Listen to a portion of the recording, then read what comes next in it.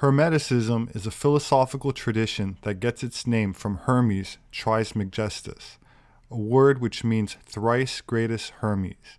And Hermes in Greek mythology was the emissary or messenger of the gods, able to move freely between the worlds of the mortal and the divine. He was associated with the planet Mercury, as well as the caduceus, which is the famous symbol of a winged staff intertwined with two snakes.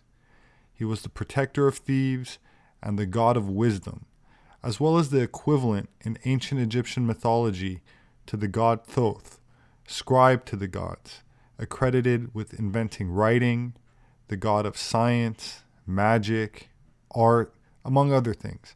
So that's quite a resume. Not to mention, he was often presented as the son of Zeus, the king of the gods.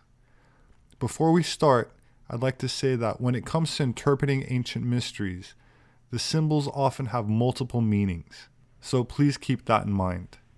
For example, if we look at Christianity, we can use any religion as an example if we wanted to, but let's take Christianity. Some would say that there's more to the biblical interpretation than just words, as one must understand their symbolic meanings to uncover the deeper context of what is being communicated. Christianity also consists of ideas and traditions that predate the time of Jesus Christ.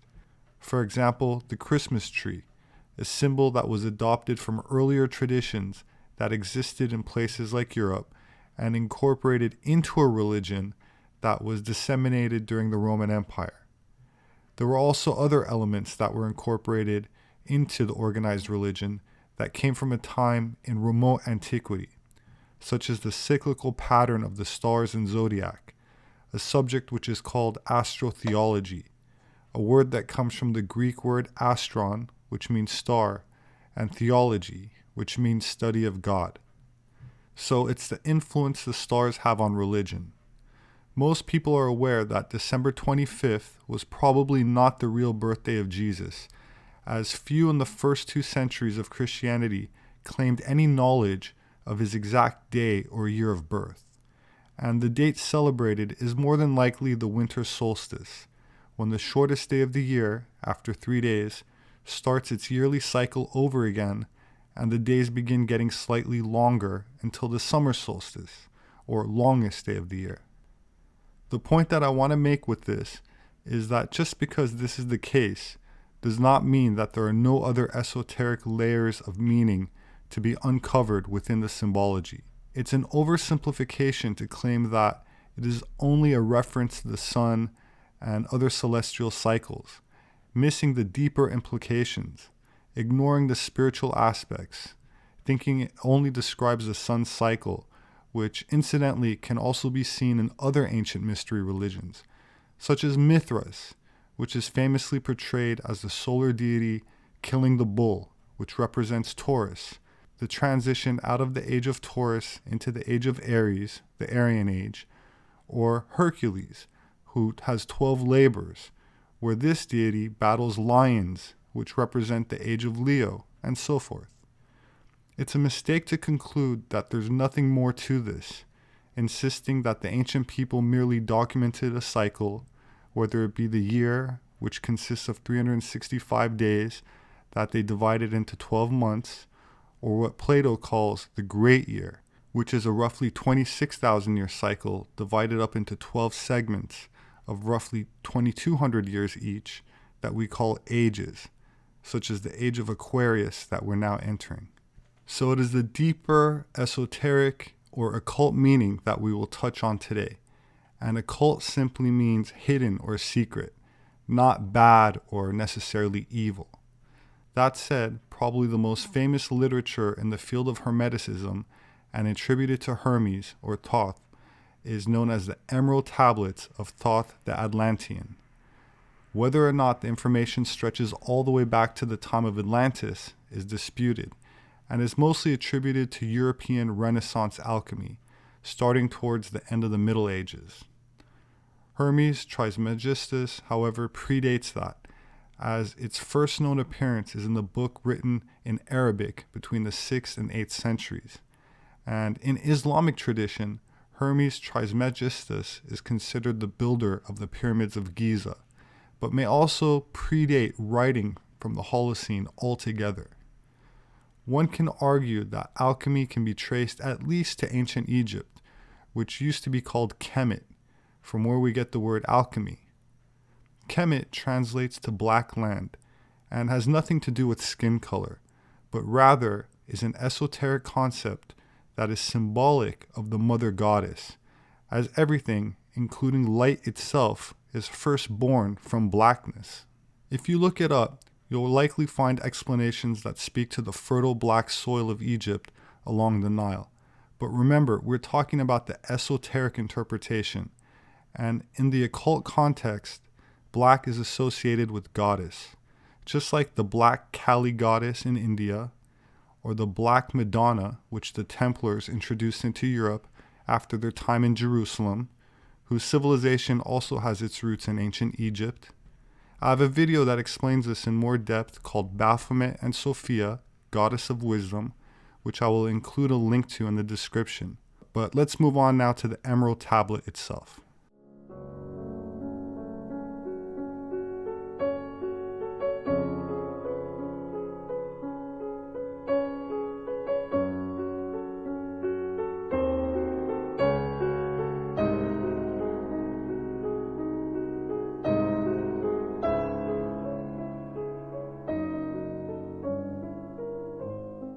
The true original source of the Emerald Tablet is unknown, but what is known is that it is regarded as holding the secrets of the Philosopher's Stone, a legendary alchemical substance capable of turning base metals, such as mercury, into gold.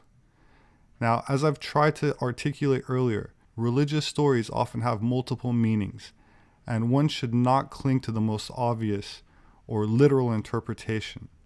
The same goes with alchemy, as while I personally do subscribe to the possibility that metals might be transmuted into gold, the deeper implication here is the transmutation of substances into spiritual matter, or divine gold. Isaac Newton, who incidentally was born on December 25th, was an English mathematician, physicist, astronomer, and alchemist, and it is an excerpt from his translation of the Emerald Tablet that I will now read. "'Tis true without lying, certain and most true, that which is below is like that which is above, and that which is above is like that which is below, to do the miracles of one only thing. And as all things have been and arose from one by the mediation of one, so all things have their birth from this one thing by adaptation. The sun is its father, the moon its mother, the wind hath carried it in its belly, the earth is its nurse. The father of all perfection in the whole world is here. Its force or power is entire if it be converted into earth. Separate thou the earth from the fire, the subtle from the gross. Sweetly, with great industry, it ascends from the earth to the heaven, and again it descends to the earth, and receives the force of things superior and inferior. By this means you shall have the glory of the whole world, and thereby all obscurity shall fly from you.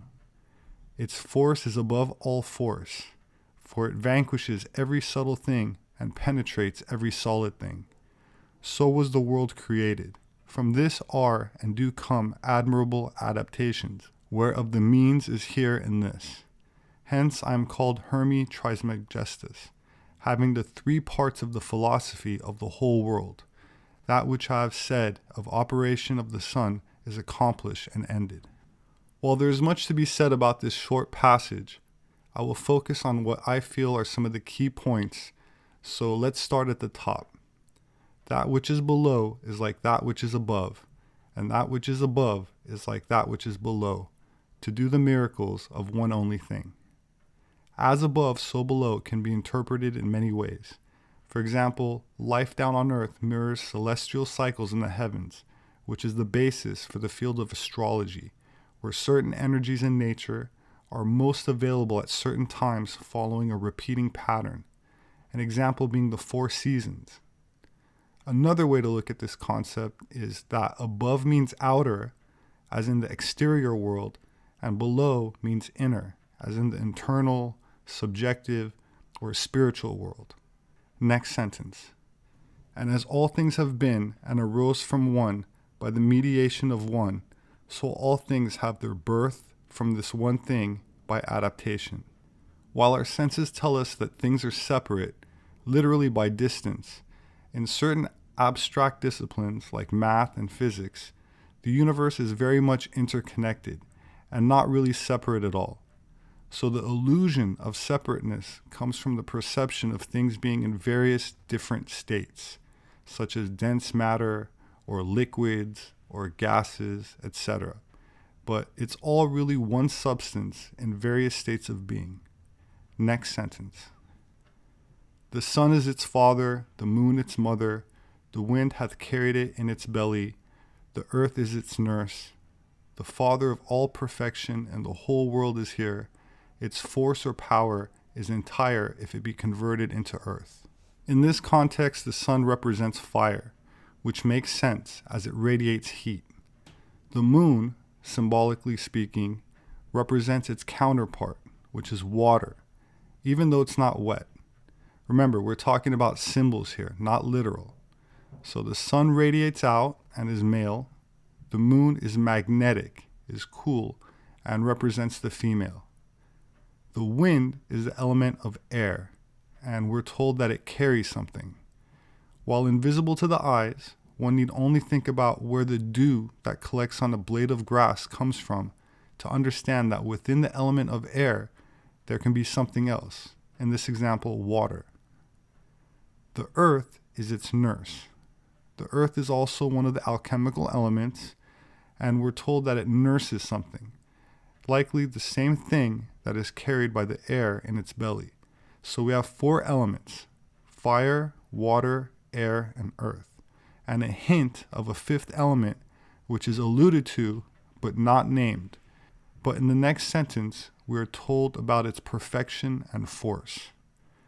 This concept is expressed in the shape of the Great Pyramid, as well as in some similar pyramids in China, which have the exact same shape and orientation, with 4 base points and a missing elevated top or 5th point, which may or may not have been golden at one point in time. In any event, each of the 4 elements contain the other elements within them. So while there's at least undetectable trace amounts of moisture in matter, for example, if you were to compress soil, you may get a droplet of water. You could also convert water by heating it and evaporating it into air. And as in the same example of dew, air contains some trace amount of water and can be heated up into a gas or flame. But they all contain the mysterious 5th element as well. And while each element is progressively less dense, from earth to water to air to fire, the 5th element is the most subtle of them all, called ether in alchemical chemistry and early physics. It was believed to fill the universe, and while modern academia claims to have debunked the concept, the belief in ether as an element was held by medieval alchemists, ancient Greeks, Buddhists, Hindus, the Japanese, and Tibetans. Next sentence. Separate thou the earth from the fire, the subtle from the gross, sweetly with great industry. It ascends from the earth to the heaven, and again it descends to the earth, and receives the force of things superior and inferior. We already touched on this a bit, and it speaks to the distillation we see medieval alchemists engaged in, with all their glass beacons and ovens, where they appear to be refining, mixing, heating, and distilling liquids, trying to isolate this 5th element, which is also known as quintessence, and is so fine and is so subtle that it's considered a psychic, spiritual energy, superior to the other 4 elements, and is so elusive that modern machines are not sensitive enough to measure it, and may only detect it indirectly. This is what is also known in Asia as Qi or Qi, what Wilhelm Reich called orgone, and tried to amplify with his orgone box, a device whose effects were also related to the shape of the pyramid, a topic I covered in a video on monoatomic gold that was unfortunately removed. It is also called prana in places like India, and in esoteric communities of Germany, it was called vril, the title of one of my books. Vril, or quintessence, or if you prefer prana or chi or ki, was said to heal any disease or condition and to have the seemingly magical ability to rejuvenate the body. But as incredible as that sounds, it's only scratching the surface, and it's only here where this presentation really starts. Next sentence.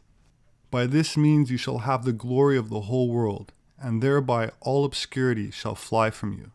Its force is above all force, for it vanquishes every subtle thing and penetrates every solid thing. So was the world created. From this are and do come admirable adaptations, whereof the means is here in this. This part gets a bit controversial, and there's a reason this material is taught on a gradient, step by step, over a period of time, and I'm only presenting an introduction of a small portion here, so it's to be expected that many will not resonate with what I say next, but I'll still offer this to you and show those interested where they can find a deeper explanation than I will be giving here. The human being is a composite being. While there are solid bones, there's also liquid blood, and as long as there's life, there's circulating air or breath. But if we're to believe Thoth the Atlantean, then as above, so below implies that all elements are contained within, including the subtle ones, namely fire and quintessence. While the physical matter requires physical nourishment to grow and be sustained, the subtle energetic bodies need nourishment as well. Such can be derived from art, music, love, and things that are not physical, not measurable by scientific instruments, yet still exist and are considered very real and equally as vital.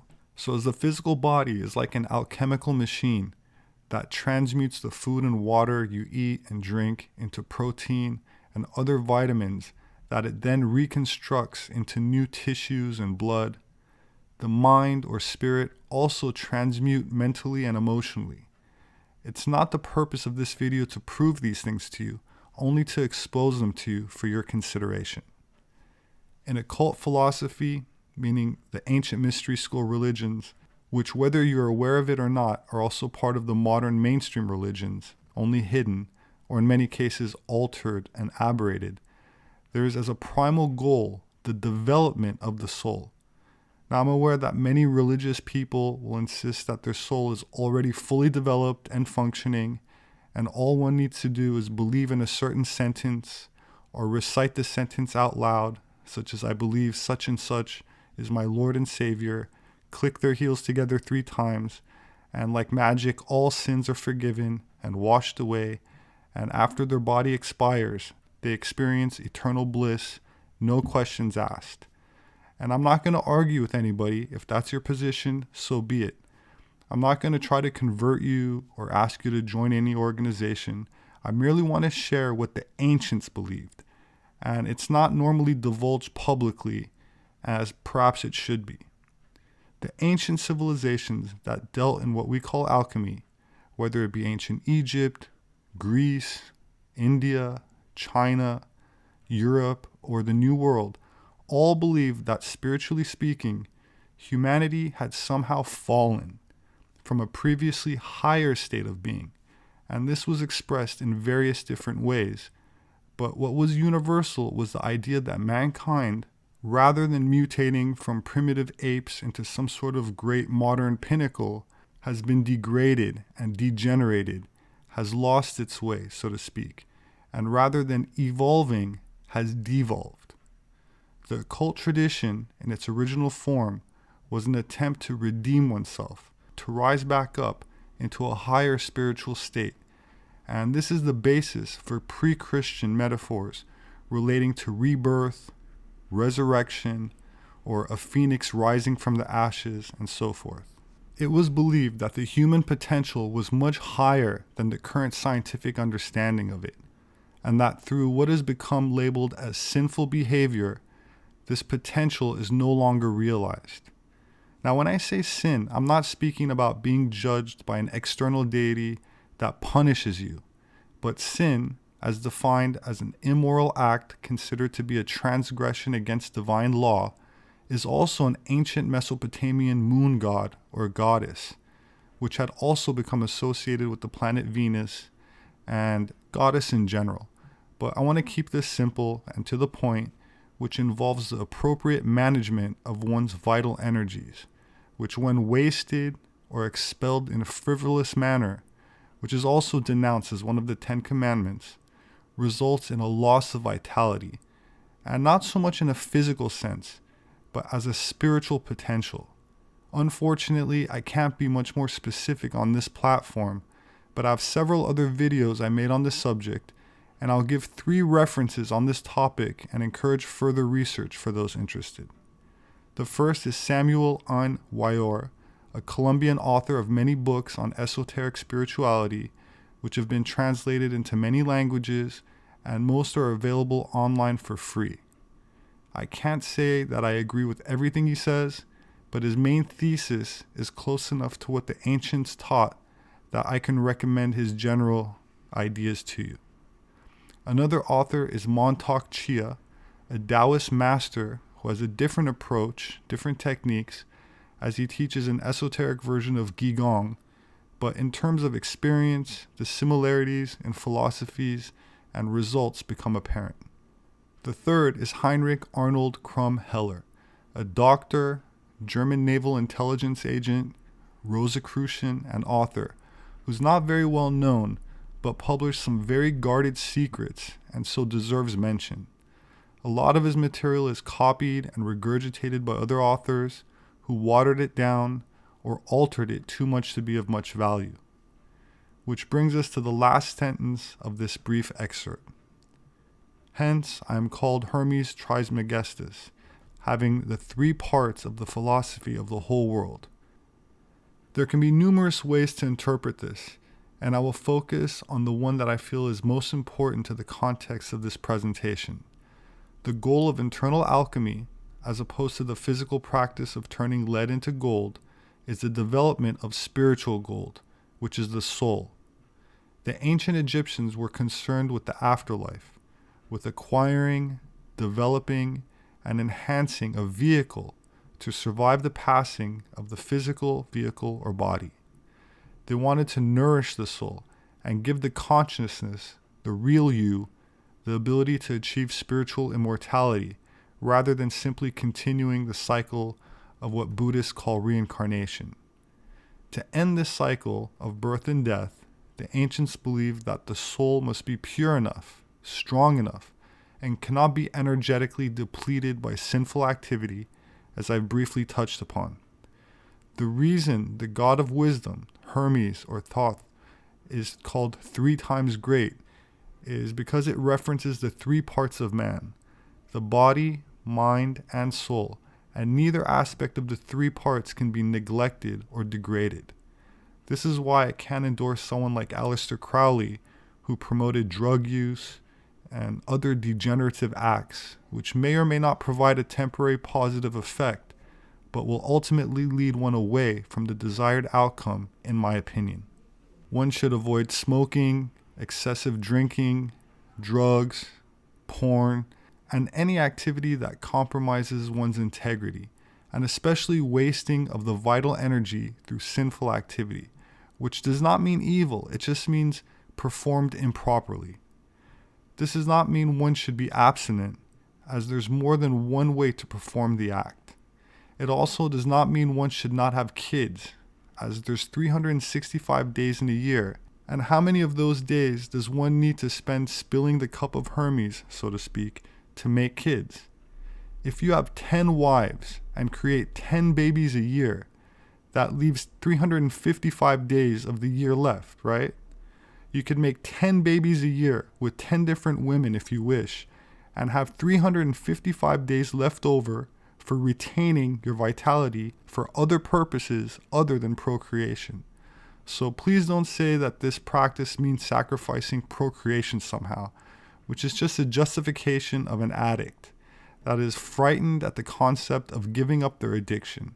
If you only knew the exponential bliss that was available by not eating the fruit from the tree of knowledge, which incidentally is a metaphor for coitus, you would gladly consider the alternative way of performing the act. When Buddha attained enlightenment under the Bodhi or fig tree, don't think he sat there with his eyes shut taking a nap, which is the modern view of meditation, as the tree was symbolic for the sacred act. So I'm not saying the key is abstinence at all, quite the opposite.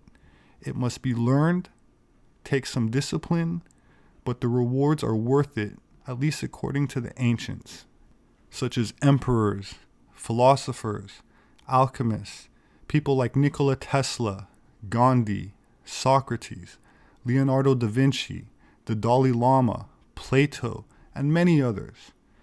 To enter the mystery school of Pythagoras required 40 days of fasting, and this did not mean refraining from food for 40 days, but abstaining from spilling the cup of Hermes, a practice familiar to many modern athletes who refrain before a big fight, as this gives them what they perceive to be a competitive edge.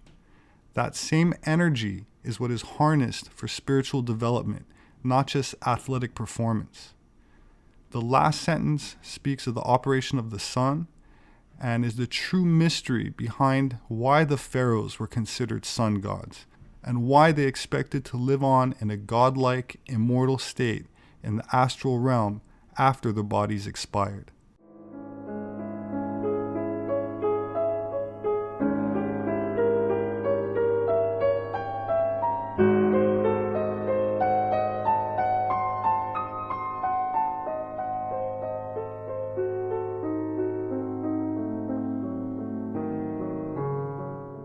My name is Robert Sepehr. I'm an anthropologist. You can find my published books on Amazon. They make a great gift and is the best way to support my work. I would like to thank those who support me through Atlantean Gardens on Patreon. I greatly appreciate it. There should be a link below for those who are interested. I would also like to thank anyone that shares these videos, as I rely on word of mouth. Please remember to hit the like button. Don't forget to subscribe for updates. And as always, I look forward to reading your thoughts in the comments section. Please have a wonderful week, and I hope to see you again soon.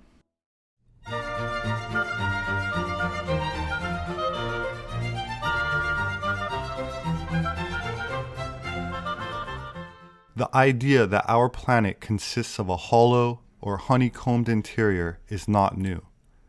Some of the oldest cultures speak of civilizations inside of vast cavern cities within the bowels of the earth. According to certain Buddhist and Hindu traditions, secret tunnels connect Tibet with the subterranean paradise, and they call this legendary underworld Agartha. In India, this underground oasis is best known by its Sanskrit name, Shambhala, thought to mean place of tranquility. Mythologies throughout the world, from South America to the Arctic, describe numerous entrances to these fabled inner kingdoms. Many occult organizations, esoteric authors, and secret societies concur with these myths and legends of subterranean inhabitants who are the remnants of antediluvian civilizations which sought refuge in hollow caverns inside the earth. Assuming that the myths are true, and the earth is at least partially hollow, how could life survive underground? Surface trees and rainforests are responsible for less than 1/3 of the earth's oxygen, while marine plants, such as phytoplankton, are responsible for up to 75% of the oxygen in the earth's atmosphere, depending on season. The vast majority of our oxygen comes from aquatic organisms. Phytoplankton, kelp, and algae produce oxygen as a byproduct of photosynthesis, a process which converts carbon dioxide and light into sugars, which are then used for energy. While the process of photosynthesis usually implies the presence of sunlight, the sun is not the only available light or energy source able to power photosynthesis. Before the discovery of hydrothermal vents and their ecosystems, scientists believed that only small animals lived at the ocean bottom, in seafloor sediments. They theorized that these animals received their food from above because the established model of marine food chain depended on sunlight and photosynthesis, just as the food chain on land does. Mainstream academia taught that this was the only way life could survive in the darkest of the deep seafloor. The discovery of hydrothermal vents changed all that. It became clear that these vast communities of animals grew quickly and to larger than expected sizes in the depths without the aid of the sun.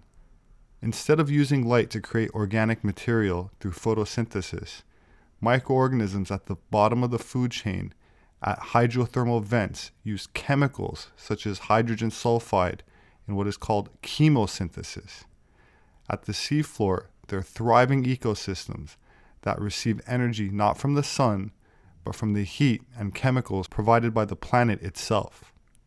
For many thousands of species dwelling in the deep, the energy to sustain life does not flow down from above, but comes up from the interior of the earth.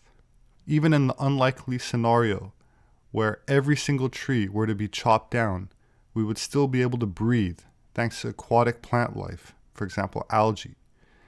The earth has a tremendous amount of water, and these oceans, rivers, and lakes are teeming with numerous species of biologically active, oxygen-producing organisms. That said, one might ask the question, are there any known sources of sustenance available that could provide for a large human population? Since there are known subterranean sources of water, such as lakes and rivers, teeming with algae, there's also a food chain that lives off the algae, such as shrimps, fish, and other aquatic life. There's also another food source, which also doubles as a light source. Lichen is a composite organism that arises from algae in a mutualistic relationship with multiple fungi species. Lichen comes in many colors, sizes, and forms, and are sometimes plant-like, similar to moss, but lichens are not related to mosses or any plant. They're often found growing on rock, have adapted to survive in some of the most extreme environments on Earth, and lichens have been known to glow, as have other fungal species, such as bioluminescent mushrooms, or even glowing algae and other organisms. So not only are some forms of lichen edible, even served in some Scandinavian restaurants as a delicacy, but may contribute as a potential light source. The Buddhists, in their theology, fervently believe that subterranean civilizations exist. They believe these underground people belong to a superior race of men and women who occasionally come to the surface to oversee the development of humanity above ground. Whether this is actually done as a malevolent or benevolent act depends on perspective, and for many people is up for debate. While the inner earth civilization is called Agartha, and the capital city often referred to as Shambhala, whose ruler is said to have given orders to the Dalai Lama in the past, transmitted through certain secret tunnels connecting this inner world with Tibet, possibly its capital city Lhasa.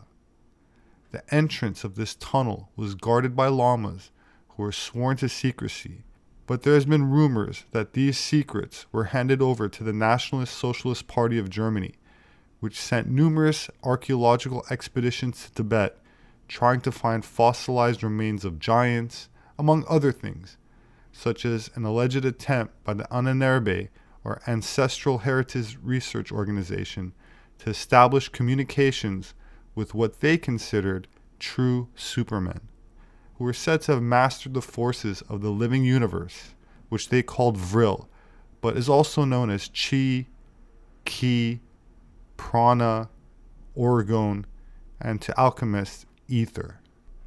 In the book, The Spear of Destiny, Trevor Ravenscroft says, quote, "It was largely through the initiative of Professor Karl Hochhofer and other members of the Vril Society in Berlin and Munich that exploratory teams were sent out to Tibet. The succession of German expeditions to Tibet, which took place annually from 1926 to 1942, sought to establish contact with cave communities. 3 years after the first contact had been made with the adepts of Agartha and Shambhala, a Tibetan community was established in Germany with branches in Berlin, Munich, and Nuremberg. The adepts of Agartha were known in Germany as the Society of Green Men, and strong measures were taken to keep silence about their real significance. They were joined by 7 members of the Green Dragon Society of Japan, with whom they had been in communication for hundreds of years. During the final months of the war, when the Russians reached their quarters in the suburbs of Berlin, they discovered their naked bodies lying in orderly rows, each with a ceremonial knife piercing the abdomen. In Dietrich Bronder's 1975 book, Before Hitler Came, we read, quote, "In 1928, the Thule Society, via the strong Tibetan colony in Berlin, with which Haushofer was in permanent contact, is said to have resumed the links to Tibet's secret societies of monks, which were even maintained during the Second World War. They used, in radio communications between Berlin and the Tibetan capital of Lhasa at this time, was the book Dzyan, a secret book of magic of Tibetan sages. The links to Tibetan Buddhism forged by Trebisch, Haushofer, and Hess were represented by Karo Nietzsche, an emissary of the Tibetan Agartha in Berlin. He wore the brush-shaped mustache that indicated an adept. On the evening before the outbreak of the Second World War, Schoffer's SS expedition departed from Germany for Tibet, guided by Karo Nietzsche and Eva Spoelmüller, bringing the Dalai Lama radio equipment with which to set up links between Lhasa and Berlin. Schaefer's SS men were permitted to enter the holy city of Lhasa, otherwise barred to Europeans and Christians, and even the Lama's magnificent temple, containing one single enormous object, the holiest symbol of the Mongolian Empire, the swastika. In a French book, Le Temps Kabbaliste, which translates to Kabbalist time, it says, quote, "There was continuous contact between National Socialist Germany and Tibet." There were also claims that Schaefer had brought the Fuhrer a document of inestimable value, and that the Fuhrer locked it away in a dark corner of the bunker at Rastenburg, where he was said to meditate. This document was a parchment on which the Dalai Lama had signed a pact of friendship with nationalist Germany, where Hitler was known to him as head of the Aryans. One item out of all those brought back by Schaefer deserved particular attention: the Tantra ritual Kalachakra, and a detailed dossier containing this tantric initiation, the first document on this subject to reach the West. Meaning to weave in Sanskrit, the term Tantra implies to a set of spiritual practices that direct the universal energies into the practitioner, thereby leading to liberation from the physical level of existence. Samadhi is a state of consciousness characterized by clarity of perception and the absence of the ego. It is the state of consciousness sought by all schools of meditation, a piercing of the veils of one's own subconscious mind into the superconscious. This and other occult spiritual techniques were said to have been practiced by members of the Thule and Vril societies in Germany. The medium Maria Orsic was leader of the Vrillerinnen, comprised of beautiful young ladies who in pre-World War II Germany conducted research into psychic phenomena and advanced propulsion technology, including saucer-shaped aircraft known in ancient Sanskrit texts as vimanas. Their Vril Society, whose members included some of who would later become notable members of the Nationalist Socialist Party, believed that many ancient civilizations owed their origins to refugees from Atlantis and the people that dwelt inside of the earth. They advanced the idea of a subterranean civilization ruled by an ancient parent race who had mastered free energy. This Aryan breakaway civilization was said to have survived the antediluvian cataclysms which ended the Ice Age and continued to thrive below the surface of the earth. Before World War II, Germany claimed the territory of New Swabia, or Neuschwabenland in Antarctica, previously known as Queen Maud Land, and sent expeditions there, including the last one in 1938, where they began building secret deep underground bases below the ice, only reachable by U-boat or submarine. They then defeated a post-World War II attack by Allied forces in 1946, led by Admiral Byrd, who took over 4,000 military troops from the US, Britain, and Australia into an invasion of Antarctica, where his forces encountered heavy resistance from unusual saucer-shaped craft that inflicted substantial damages and caused him to retreat. According to a published interview he gave, which is translated from Spanish and published in my own book, stating that it was, quote, necessary for the U.S. to take defensive action against enemy air fighters which come from the polar regions. Shortly after, Secretary of Defense James Forrestal allegedly committed suicide, while some close to him suspect that he was actually thrown out of a window. The true events of his mission in Antarctica, which were rumored to have included finding an entrance to inner Earth, are still kept top secret and confidential as Operation High Jump. My name is Robert Sepehr. I'm an anthropologist. You can find my published books on Amazon. They make a great gift. Thank you to those who support me on Patreon. I'm grateful and appreciate the support I've been receiving. There should be a link below for those that are interested.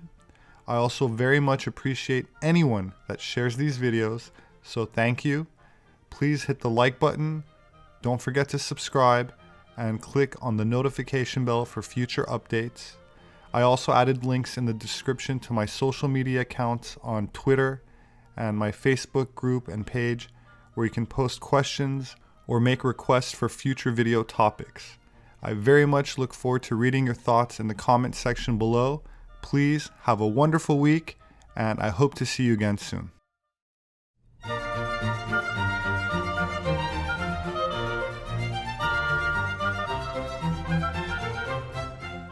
Anthropology is commonly defined as the study of human societies, cultures, civilizations, and their development, as well as human biological variation and physiological characteristics, which is another term for races, and how they came about.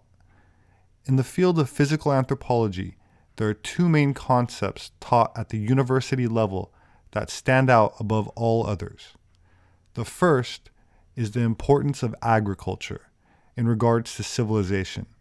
And I don't mean tossing some seeds in the ground and eating what pops out, but large-scale food production, enough to feed the entire community, with enough left over to store and to trade, allowing a segment of the population to engage in other activities, such as creating metals, sailing across oceans, building pyramids or megalithic structures, high art, language, architecture, and all the things that differentiate modern man with what we refer to as hunter-gatherers.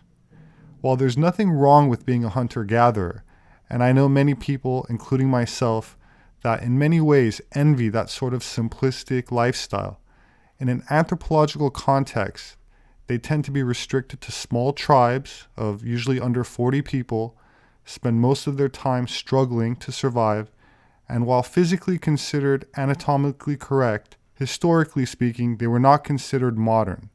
So for example, while many people like to say hominins, such as Homo erectus, which survived to perhaps around 30,000 years ago, and that walked upright, were anatomically correct, meaning they had 2 arms, 2 legs, a head, and so on, they were not modern Homo sapiens sapien.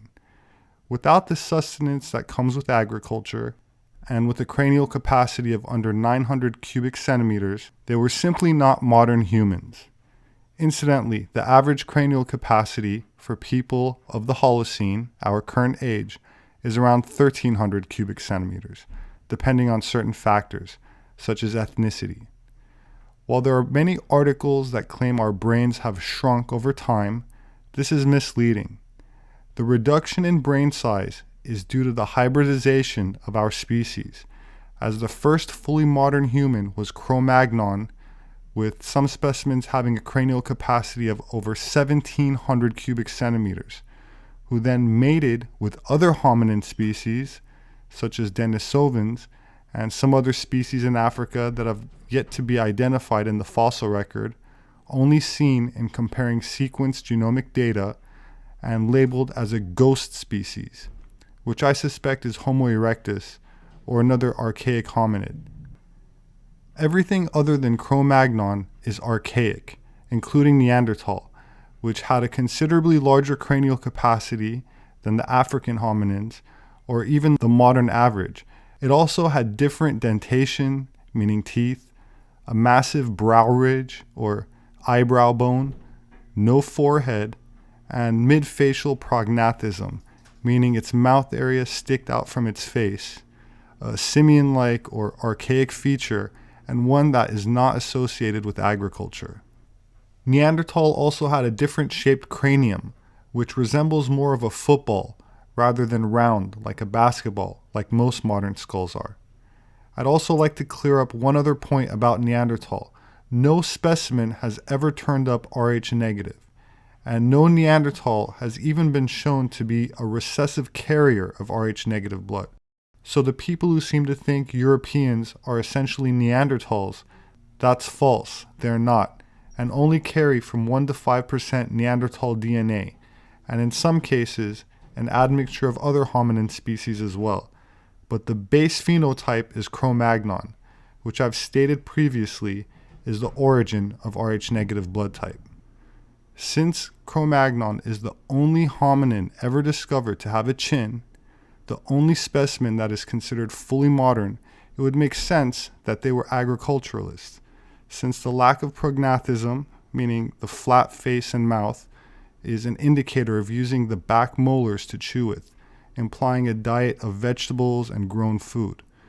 The problem is, modern anthropologists claim that agriculture came about during the Holocene, meaning the last 10 to 12,000 years or so, and Cro-Magnon shows up in Europe 35,000 years ago, fully developed. So if what I say is true, that Cro-Magnon had a larger brain than even today's modern average, and had fully modern facial and dental features, meaning those attributed to an agricultural diet, then why is evidence of agriculture or domesticated animals during the Ice Age or late Pleistocene so hard to come by? This brings us to the second important concept taught to every anthropologist, which is the significance of the event at the end of the last Ice Age, or late Pleistocene, which ushered in our current Holocene age, and it cannot be overstated. It was so cataclysmic, affecting the entire planet, that there's nothing in our historic memory to compare it to, except myths and legends, such as the biblical flood, or Plato's description of the sinking of Atlantis, or other flood myths, such as those found from around the New World, particularly ancient South America. Although this scenario has been downplayed by the mainstream media, probably because it validates biblical stories, such as that of an ancient deluge and legendary tales of lost civilizations, I came across this recent article with the headline, "Researchers Say Day After Tomorrow Scenario Could Have Been Caused by Melting Icebergs."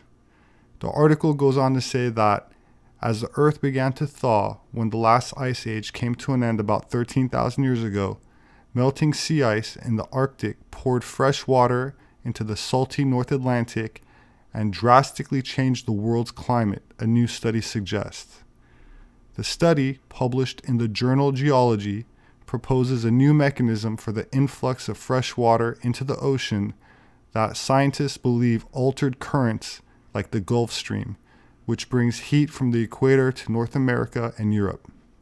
James Teller, a professor at the University of Manitoba in Winnipeg, Canada, said, quote, "I think this paper will be a widely cited contribution that may become part of the accepted conclusions about where large volumes and flows of water came from that have been implicated in past large-scale global climate change."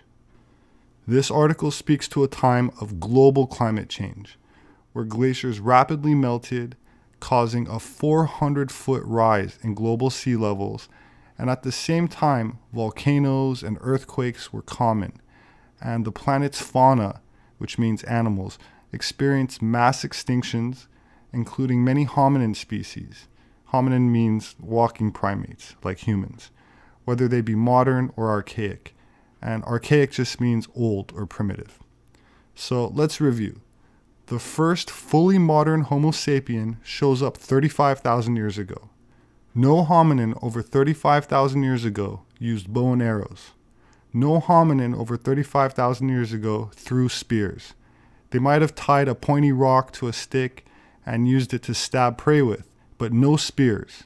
No bifacial tool technology, no atolls, which is something used to make spears go further, and no hominin other than Cro-Magnon had a chin, which is understood as an agricultural trait.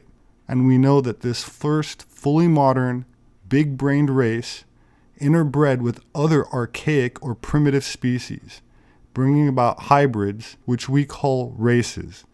I understand this concept is controversial, but it's taught in every university for over a decade now, so you should probably get used to it. This article says, evidence mounts for interbreeding bonanza in ancient human species, quote, adding to the growing sense that sexual encounters among different ancient human species were commonplace throughout their history. This headline reads, ancient humans rampantly interbred with Neanderthals and a mystery species in Lord of the Rings style world of different creatures. So the point I'm trying to make is the only group that can be scientifically called modern, which DNA testing shows to be identical to certain European populations, interbred with other species which are separate species. Neanderthal is not a modern human species. Either is Homo erectus or anything other than Cro-Magnon. They mated, and we are their offspring. And that's why they're different races, not one race that left sub-Saharan Africa and adapted to different environments because of different amounts of sunshine. But hybridization of different species, the way a lion and a tiger mating and producing a liger, is different than saying a lion moved to a different area and evolved or mutated a different physical appearance, different behavior, different IQ, etc. This genetic admixture is expressed by Plato in his writings about the decline of Atlantean civilization in 360 BC. Quote, for many generations, as long as the divine nature lasted in them, they were obedient to the laws and well affectioned towards the God whose seed they were, for they possessed true and in every way great spirits. However, over time, the Atlanteans became corrupt. Quote, when the divine portion began to fade away and became diluted too often and too much with the mortal admixture, and the human nature got the upper hand, they then, being unable to bear their fortune, behaved unseemly, and to him who had an eye to see, grew visibly debased. That said, in my book Species with Amnesia, I publish evidence of Ice Age animal domestication by Cro-Magnon, including Paleolithic engravings of horses with straps and bridles which are 30,000 years old. This is important because domesticated animals are required in early agricultural civilizations, and these engravings go against the mainstream notion that the horses were hunted and not ridden. DNA evidence is also suggesting dog domestication goes back at least 30,000 years, to the Cro-Magnon era. The Canary Islands, incidentally, where we find the mummified remains of the Guanches, who in a recent video I identify as a direct descendant of Cro-Magnon, are not named after the canary bird, but instead from the Latin word for dog, canaria, as when the Europeans first arrived, they found large domesticated dogs on the islands. And this brings us to the transitional period between the Pleistocene or Ice Age and the Holocene, our current age, when following major cataclysms, rapidly melting glaciers, rising sea levels, and global flooding, we find agriculture, domesticated animals used in agriculture, and the oldest known megalithic stone monuments, all in one place in the world, which happens to be the same place that Noah was said to have settled in Anatolia, near Mount Ararat, from where agricultural civilization diffused from, not to mention all the languages that are part of the Indo-European or Aryan language family, including Sanskrit, Farsi, Latin, English, German, French, Spanish, and about 440 other languages. So what about the languages that are not Indo-European or Aryan, such as the North African Berbers or the Amazigh languages, spoken by large populations of Morocco, Algeria, Libya, and parts of Tunisia and Egypt? And let's not forget about the language of the Basque, called Euskara, which is also not an Indo-European language. I'll start by saying that while not very similar linguistically, the Berbers and the Basque share genetic affinities, both having a very high percentage of Rh-negative blood and both also being direct genetic descendants of Cro-Magnon. It is interesting to note that the Basque mythology states that they originated in a land called Atlantica, and the Berbers live near a mountain they call Mount Atlas. According to sequenced DNA, there was a split in Cro-Magnon type ancestry into what became two haplogroups around 20 to 25,000 years ago. These two factions went to war, and rather than give you a technical explanation, let us turn once again to mythology and let the ancient Egyptians tell the tale. Over 2,000 years ago, a wise priest in Egypt named Sankis told a respected Greek statesman, Solon, a spectacular legend recorded in stone, translated to Greek from ancient Egyptian hieroglyphs, about powerful seafaring empires, massive global cataclysms, and a great war of the Titans. Many great and wonderful deeds are recorded of your state in our histories, but one of them exceeds all the rest in greatness and valor. For these histories tell of a mighty power which, unprovoked, made an expedition against the whole of Europe and Asia, and to which your city put an end. This power came forth out of the Atlantic Ocean. Now in this island of Atlantis, there was a great and wonderful empire which had rule over the whole island and several others, and over parts of the continent, and furthermore, the men of Atlantis had subjugated the parts of Libya within the columns of Hercules as far as Egypt, and from Europe as far as Tyrrhenia. This vast power, gathered into one, endeavored to subdue at a blow our country and yours and the whole of the region within the straits. And then, Solon, your country shone forth, in the excellence of her virtue and strength, among all mankind. She was preeminent in courage and military skill, and was the leader of the Hellenes.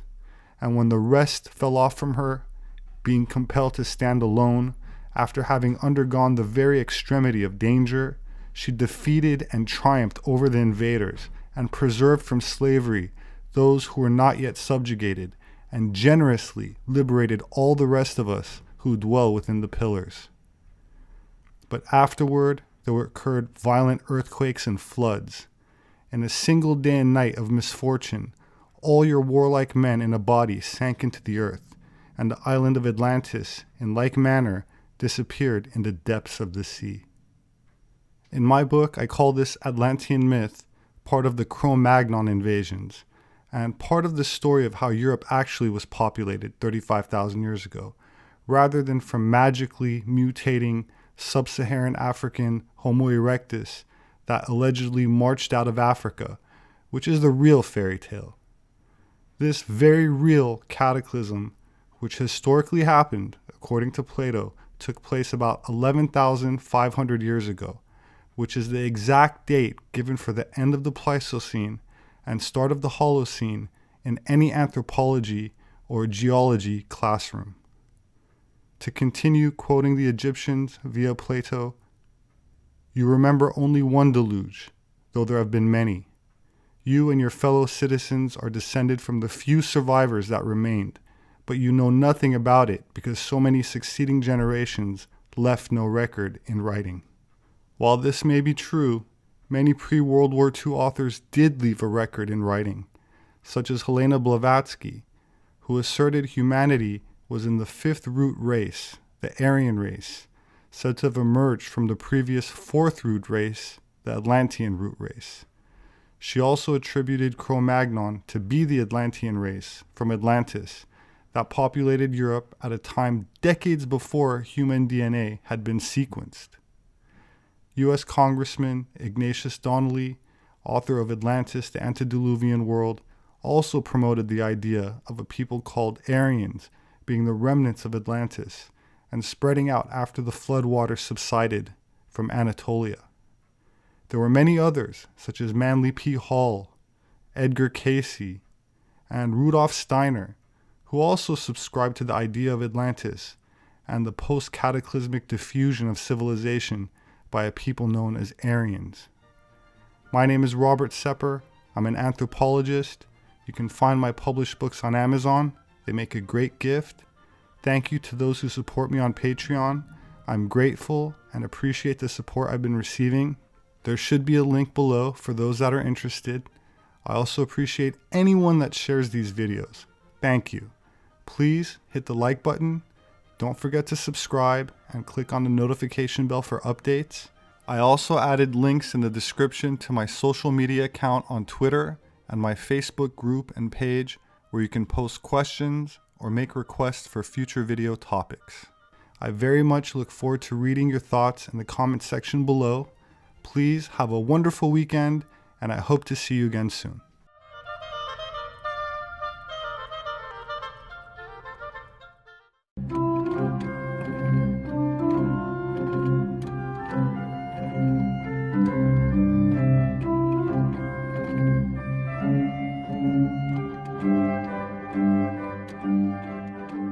My name is Robert Sepehr, and I'm an anthropologist. And I know that many of my subscribers share my passion for archaeology, ancient history, and general truth-seeking. That said, my field is not a glamorous one and has been riddled with politics and corruption for many years, with very little resemblance in real life to what one finds on the big screen, such as with Indiana Jones movies. There is an exception, however, where reality seems to be symbolically portrayed during the ending scene of Raiders of the Lost Ark, which closes out in a giant warehouse where the great archaeological treasures of mankind are stored, locked away, never to be seen again. This giant warehouse of historical relics could possibly represent the underground vaults of the Vatican, which houses a great deal of old forgotten books and ancient artifacts from antiquity, which only a select few have access to. Another institution that comes to mind is the Smithsonian Institute, which many in my field have discreetly accused as being involved in covering up many of the great secrets of Earth history, sealing the door on our imaginations, broadly interpreting the past as devoid of anything unusual or mysterious, as characterized by many of the great cultures of the distant past. While the Bible speaks of giants roaming the earth in the remote past, so do many other mythologies from around the world, as quoted by the Greek poet Homer in 400 BC, saying, "On the earth there once were giants," or as communicated by Native American tribes, who have a long oral tradition passed down concerning inhabitants with an unusually large demeanor. In fact, it was none other than President Abraham Lincoln who was quoted in 1848 as saying before Congress that, quote, "the eyes of that species of extinct giant, whose bones fill the mounds of America, have gazed on Niagara as our eyes do now." What was this giant species Lincoln spoke of? A race many presume to be of a tall, strong, and intellectually sophisticated people. Well, we know that the ancient American landscape was littered with many ancient burial mounds, and while digging, exploring, or legitimate testing in an anthropological context is forbidden these days, this was not always the case. During the last several centuries, the remains of hundreds of giant humans have been discovered on U.S. soil and reported on in a variety of news outlets, back before the media was consolidated into the hands of a few. In a time before mainstream archaeology came to subscribe the general public to its Afrocentric view of prehistory, generations prior to when Darwinian theory was turned into a pseudo-religious cult, the American pioneers and early settlers thought that some of the ancient earthworks were not built by the direct ancestors of modern native people living in the historical period, but rather were constructed in a more remote era, encompassing a different social order. They documented their findings in old diaries and letters, carefully written and compiled into pioneer history books, such as these. Quote, "Mastodonic remains are occasionally unearthed, and from time to time discoveries of the remains of Indian settlements are indicated by the appearance of gigantic skeletons with high cheekbones, powerful jaws, and massive frames peculiar of the red man, who left these as the only record with which to form a clue to the history of past ages." The history of Brown County, Ohio. Evidence for the occupation of this region before the appearance of the red man and the white race is to be found in almost every part of the county, as well as through the northwest generally, in removing the gravel bluffs, which are numerous and deep, for the construction and repair of roads, and in excavating cellars. Hundreds of human skeletons, some of them of giant form, have been found. A citizen of Marion County estimates that there are about as many human skeletons in the knolls of Marion County as there are white inhabitants at present. The history of Marion County, Ohio. During the colonial and post-colonial era, the settlers diligently gathered as much knowledge of the forgotten past as feasible through native sources. Some of it was woven into romantic stories and songs, but most of it went into records, which, like the accumulation of earth and debris over ancient village sites, became buried in the musty stacks of old libraries, considered to have no real substance in the emerging field of Darwinian doctrine. Quote, "Of the very early history of the region which now embraces Lake County, but little can be written. The mound builders had occupied it and passed away, leaving no written language, and but little even as tradition. These mounds were quite numerous, excavations having revealed the crumbling bones of a mighty race.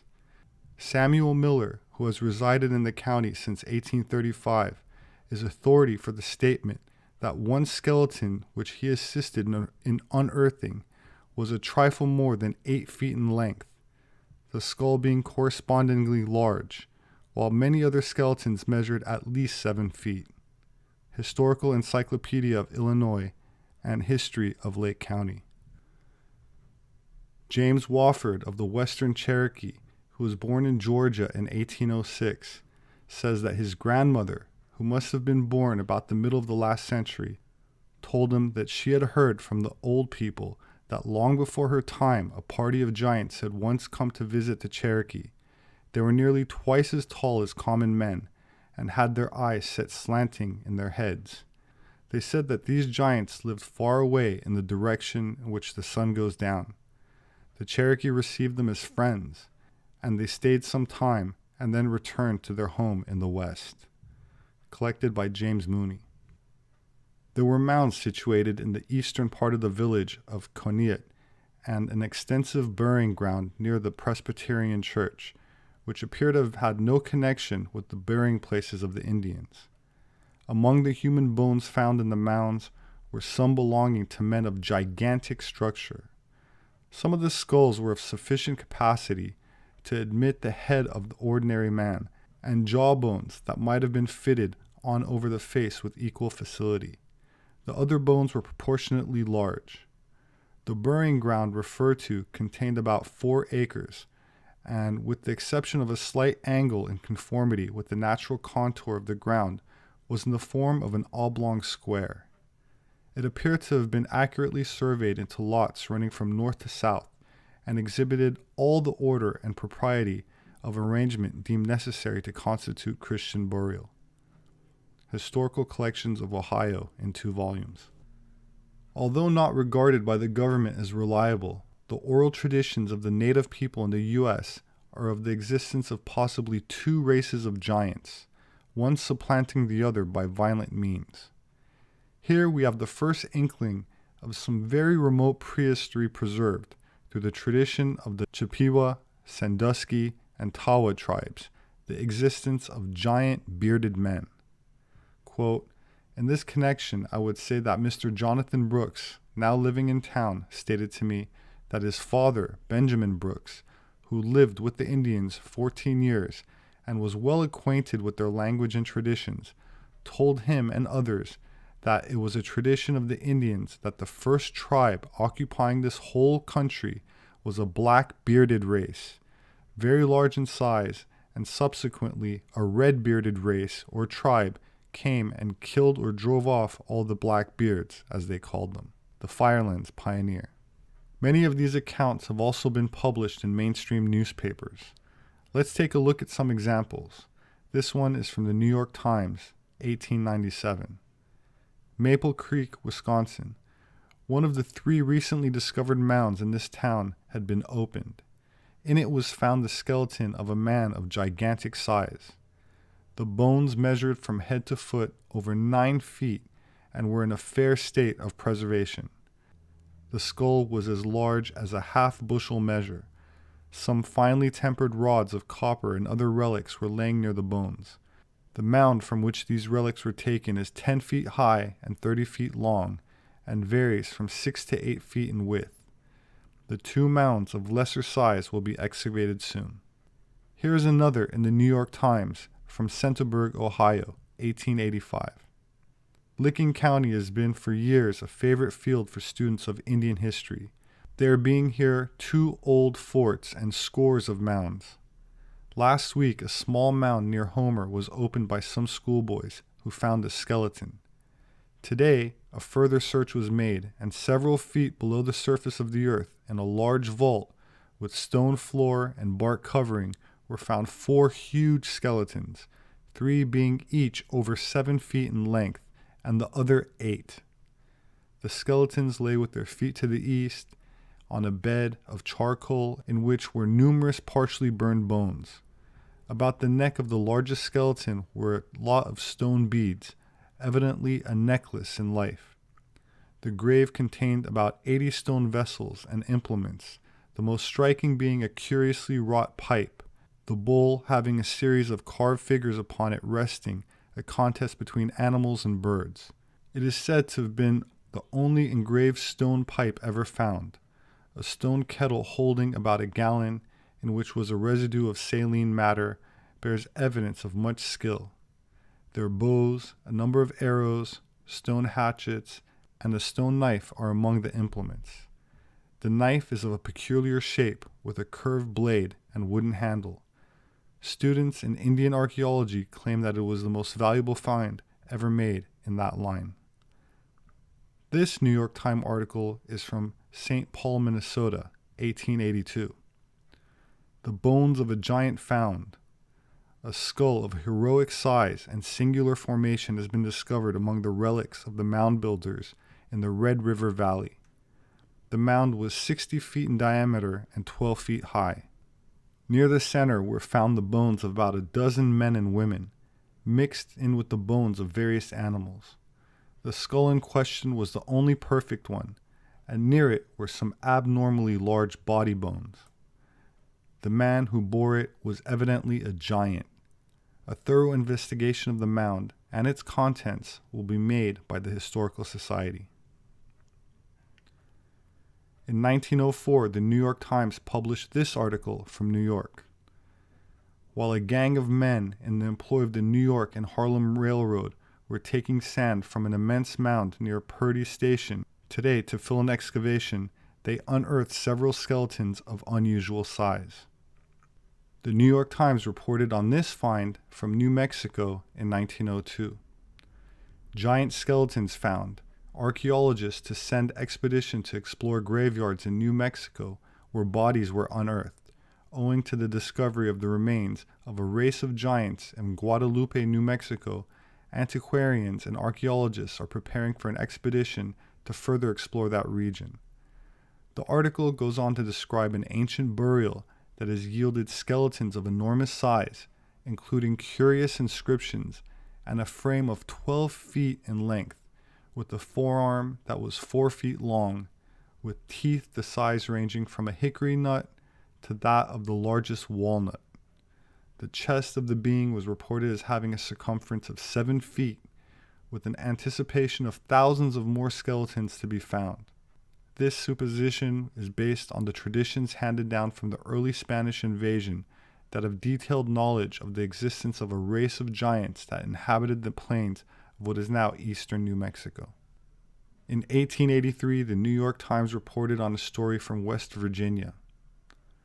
This time, a Professor Norris examined the remains from a mound located in Charleston, described as 50 feet high, which contained the skeleton of a noted chief at the bottom, measuring 7 feet in length and 19 inches across the shoulders, adorned with artifacts such as copper bracelets. In 1916, the New York Times reports on the find from a mound in Pennsylvania. The mound contained the bones of 68 men, with an average height of 7 feet, which were believed to have been buried 700 years ago. The article claims that many of the men were much taller, and some of the artifacts found included massive, oversized stone axes. Some of the remains were said to have been sent to the American Indian Museum, but I couldn't find any physical trace of them other than what is reported in the article. According to the Harrisburg, Pennsylvania Telegraph and published by the New York Times in 1880, in 1796, according to the late Judge Atlee, he and several other judges witnessed the remains of 2 beings measuring about 11 feet in length, with bones that were entirely intact, but crumbled and fell to pieces soon after being exposed to the air. In 1912, the New York Times published an article about a find in southern Wisconsin. Strange skeletons found, indications that tribe hitherto unknown once lived in Wisconsin. This mound was at Lake Delavan, and when opened, yielded 18 skeletons, with massive skulls, reported as much larger than any race living in North America, with sloping foreheads straight back directly above the eye socket, and nasal bones protruding far above the cheekbones. The jawbones were long and pointed, with female skeletons found as well, which had smaller heads, but with similar facial characteristics. The skeletons were embedded in charcoal and covered over with layers of baked clay. In 1871, the New York Times headline stated, "More big Indians found in Virginia." This time, a cave full of remains were uncovered while working on a railroad, described as a catacomb of skeletons of a remote age of a lost and forgotten race. The skulls were said to be nearly an inch in thickness. The bones were long, with the femur being the length of the entire leg of an average man, with an estimated height of 8 or 9 feet, with well-preserved teeth described as being as large as a horse's. The San Antonio Express reported on giant skulls recovered near a beach in 1939. This ancient giant skull, about twice the normal size, was found in Victoria County, Texas, believed to be possibly the largest in the United States, or even the world. There's an image of it on the right side, next to normal-sized skulls, which were also found. The newspaper article tells that the giant-sized skull was found in Texas, with confirmation from the University of Texas that a large skull was found in the mound in 1939, but that the skull has been missing from the collection for a long time. The San Diego Union reports in 1947 about traces of giants in the desert. A retired Ohio doctor has discovered relics of an ancient civilization whose men were 8 or 9 feet tall in the Colorado desert near the Arizona, Nevada, California line, with several well-preserved mummies found in caverns near several tunnels.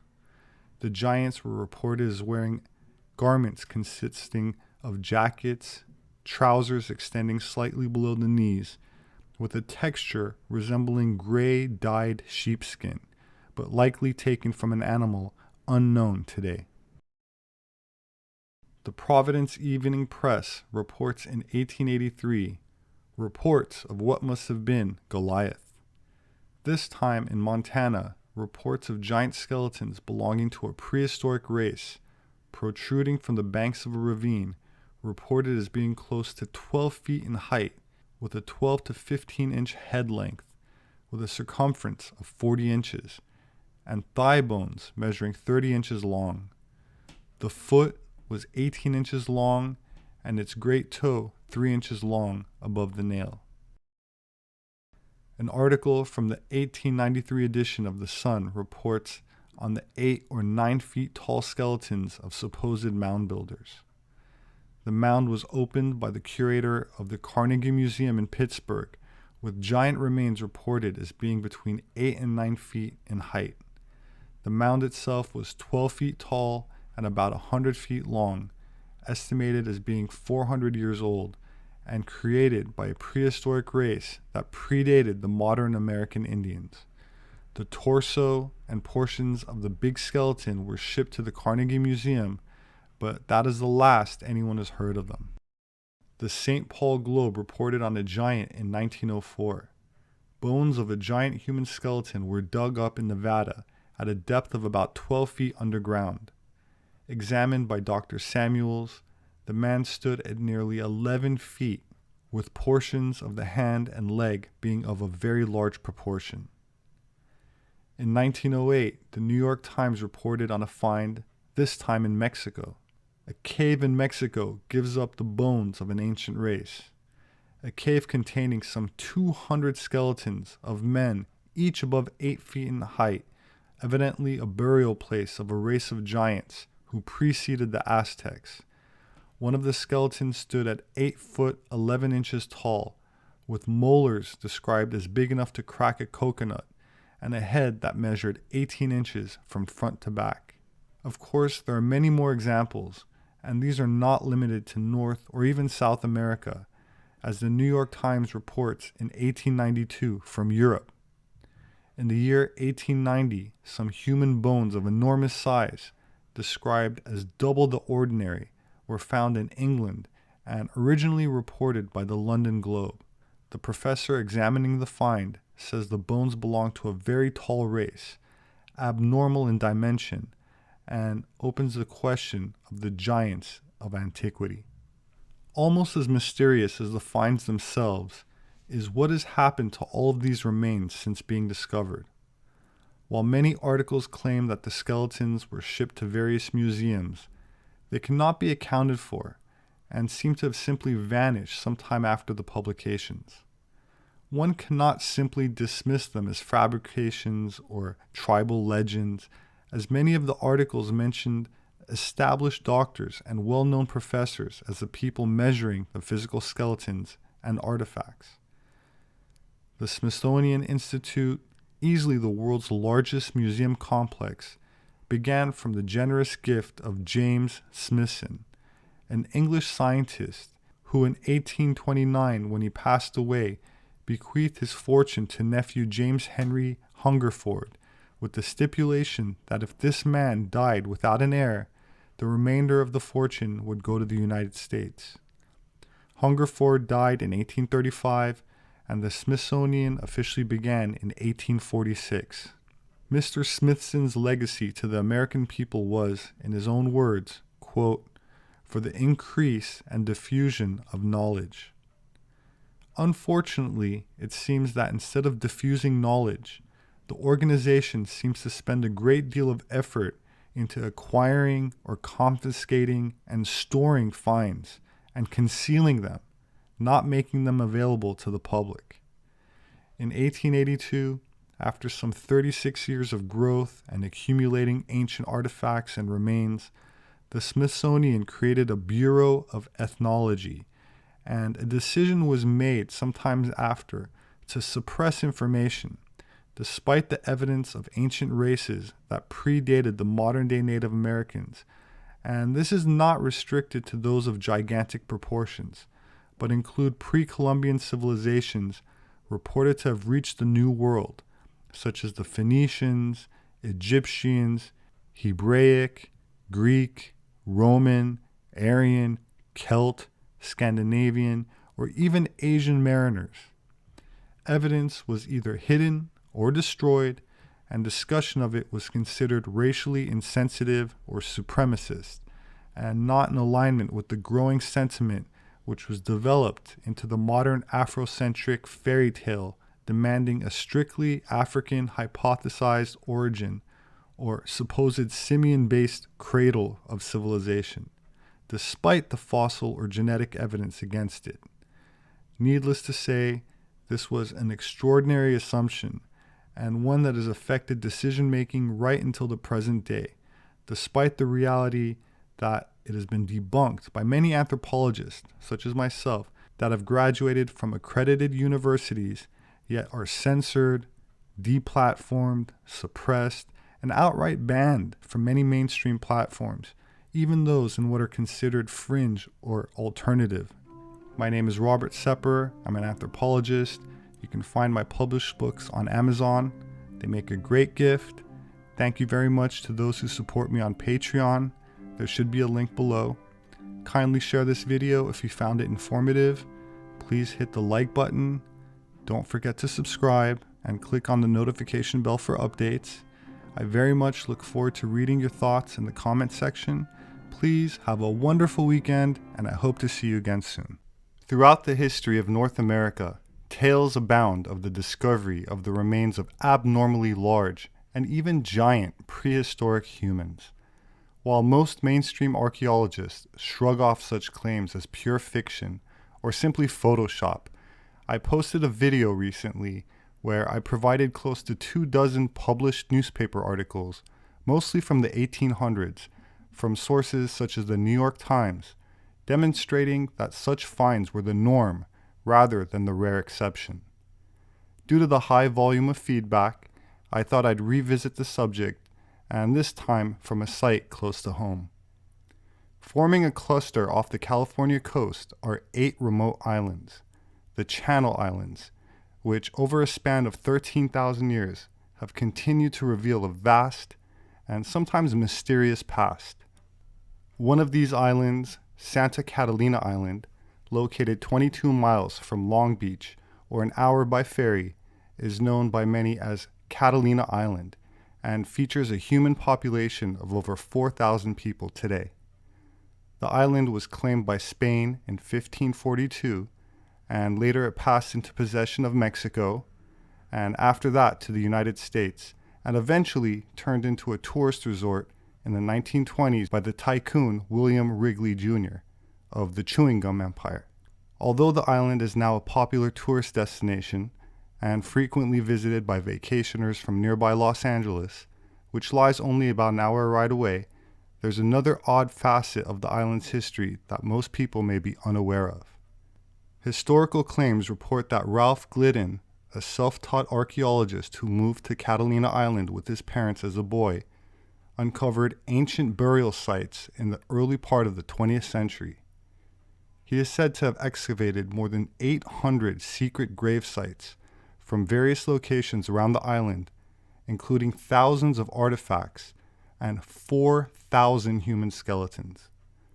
Glidden claimed that a giant and fair-haired race with adult males measuring 7 to 9 feet in height once inhabited Santa Catalina and its adjacent islands. In the Ogden Standard Examiner, November 10, 1929 edition, it was written, Glidden claims overwhelming proof that a fair-skinned, fair-haired, highly intelligent race of a great stature lived on Catalina Island, off the southwestern coast of California, perhaps 3,000 years ago, and that his excavation of a huge cache of skeletons, domesticated utensils, urns, wampum, etc., is quite out of the ordinary class of Indian discoveries. A skeleton of a young girl, evidently of high rank, within a large funeral urn, was surrounded by those of 64 children, and in various parts of the island, more than 3,000 other skeletons were found, practically all the males averaging around 7 feet in height, one being 7 feet 8 inches from the top of his head to his ankle, and another being 9 feet 2 inches tall. There are other similar stories about such skeletons being found on Santa Rosa Island, one of the Channel Islands right off the coast of Southern California. The Arlington Springs Man is the name given to a set of late Pleistocene, or Ice Age, remains discovered on Santa Rosa Island. The Arlington Springs archaeological site is protected, and as usual, independent investigation is not permitted, but the man who excavated the remains in 1959 was the late Phil C. Orr, curator of anthropology and paleontology at Santa Barbara Museum of Natural History, and he claimed a race of fair-haired giants inhabited the islands, stating that he believed the remains to be over 10,000 years old. At the time, radiocarbon dating techniques were still being developed, so that determining an accurate age for the human bone protein was not possible. Nonetheless, Orr realized that the bones, buried 37 feet below the existing ground surface, came from sediments dated to the end of the Pleistocene. The Arlington Springs Man was later re-examined in 1989 by Orr's successors at the museum, and their initial results indicated that the Arlington Springs Man was actually the Arlington Springs Woman, with radiocarbon dating determining the date of the remains to be 13,000 years old. These remains represented the oldest reliably dated human bone in the Americas. That said, after further study, they reversed their gender assessment in 2006, concluding that the remains were more likely those of a man, and the name Arlington Springs Man was reinstated. During the last ice age, the 4 northern Channel Islands were held together as the one mega-island of Santa Rosa, as the sea levels were much lower, but not so much that the island was connected to the mainland, indicating that the Ice Age people, or giants, had watercraft capable of crossing the Santa Barbara Channel, which also lends credence to the coastal migration theory for the peopling of the Americas during the Pleistocene, using boats to travel from other various land masses. Channel Islands are amazing for the discoveries, archaeological, historical, ecological, biological, that they've produced over the last 150 years of scientific investigation. One of the wonderful things about the Channel Islands is that there are no burrowing animals.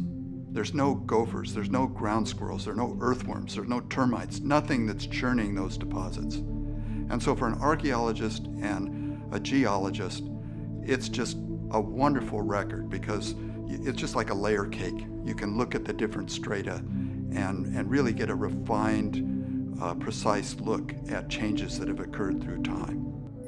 Our curator of anthropology here at the Santa Barbara Museum of Natural History was Phil Orr. One of the interesting research questions he was pursuing was the story of the pygmy mammoth. It's clear, say 20,000 years ago, the Ice Age was still full swing. We had mammoths all over the larger island of Santa Rosa, which included Anacapa, Santa Cruz, Santa Rosa, and San Miguel. And that species disappeared right around the time window when Native Americans show up on the islands. Phil Orr first came out here in 1941, and so he probably began building this camp somewhere right around late 1940s. His purpose, I think, in making his camp on this part of the island was because it's such a hot spot for all the things he was interested in. The pygmy mammoth bones, there's lots of great archaeology here covering all periods of prehistory. I would characterize him as the last of the bone hunters. I think he's a fascinating character because he did so many good things, and he did some things that are really off the wall and wild and crazy. Well, Phil Orr used some techniques by today's standards that would be not approved, I think. He was interested in whether humans and pygmy mammoths were together on the islands at the same time, and that led him to look very deep in the deposits, much deeper than we usually find archaeological sites. Well, as I understand it, this wasn't publicized greatly. Oera loved to drive his Jeep. And what he was doing was putting a road across Arlington Canyon. They were down here trying to get to the other side of the canyon. They got mired down and they were extricating the Jeep, and they looked up and saw this femur sticking out of the cliffside. And carefully scraped around it and exposed the whole profile to show that in fact it was intact in an ancient arroyo that had later filled in. He found 2 human femurs protruding from the sidewall of Arlington Canyon 37 feet below the existing ground surface. He knew at that point enough about the geological relationships in these deep alluvial beds on Santa Rosa to know that he was way back in time. And so he got a grant to bring some of the leading scientists of his day, the leading archaeologists, Right. and they came out here, and they were very critical. They weren't necessarily going to buy into this, but they all agreed that the Arlington bone was buried in an original sediment layer. It wasn't the result of recent erosion. Phil could not date the actual bones themselves because in those days, radiocarbon dating would have consumed all of the bones, and there were problems with bone protein dating. And he collected some charcoal nearby the bones, which he radiocarbon dated to about 10,000 years ago. And so what Phil Oera did was the smart thing. He wrapped the original soil matrix containing the bones, wrapped it in a plaster jacket, and removed it here to the mainland. 1987, I was just newly hired at the Santa Barbara Museum of Natural History, and this archaeologist from Channel Islands National Park, who I'd met once or twice, he came to me and he says, "John, I understand you have a block of earth stored there at the museum that has the bones of Arlington Springs Man that Phil Oera excavated back in 1960. And I said, well, I'd seen something in the basement covered with plaster that had the name Arlington Springs written on it, but I didn't know anything about it. And you led me down into the sub basement, the catacombs. As I recall, you had to brush the tarantulas off my back. And we find this block, and bingo, it's Christmas time. So we opened up that plaster jacket, and there were the bones exactly as Phil Oera had removed them. We located an expert in radiocarbon dating ancient bone, and that was Dr. Thomas Stafford. I sent him the sample, and a little while later, Tom called me, and he says, I'm going to be in California. Can I come up and see you? And so we sat in the office, and Tom sat down with us, and he said, you have the oldest dated human skeletal remains in North America. And our jaws kind of dropped. Lo and behold, these bones were at least 13,000 years old. And that's really significant because that's the same age as Clovis. And Clovis is basically, or was thought for a long time, to be the first American culture. So we went ahead and did a paper based on that and presented it at the California Island Symposium. And then it got national attention. But it's kind of odd to have a Clovis age skeleton on the Channel Islands when most people at that time didn't think that seafaring or island colonization or coastal adaptations existed in the New World until much later. At the time, the idea was that there was an ice-free corridor in the center of North America that led people down this sort of funnel-shaped tunnel from Alaska into the center of North America, and that people only gradually spread to the coast over the ensuing millennia. And it just opens up all sorts of alternative possibilities and understanding of how the entire continent was colonized. It was an ecologist who came up with the idea of the kelp highway. All the way from Japan to Baja California, there are kelp forest ecosystems that have very similar suites of animals.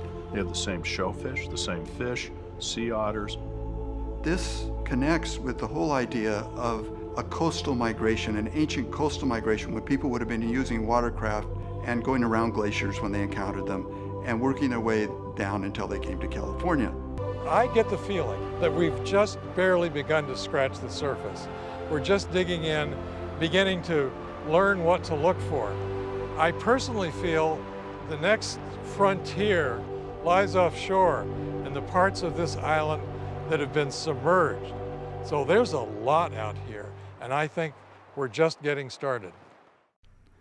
My name is Robert Sepehr. I'm an anthropologist. You can find my published books on Amazon. They make a great gift. Thank you so very much to those who support me on Patreon. I truly appreciate it. There should be a link below for those who are interested. Please share this video if you found it informative. Hit the like button. Don't forget to subscribe. And please click on the notification bell for future updates. I very much look forward to reading your thoughts in the comment section. Please have a wonderful week, and I hope to see you again soon.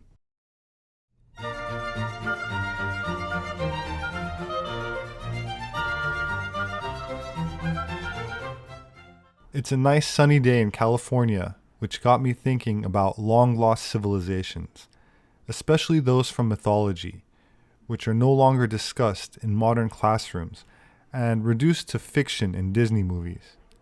This wasn't always the case, however, as before World War II, it was still acceptable to speculate about what ancient civilizations may have existed and how they came about. One forgotten example is Augustus Le Plongeon.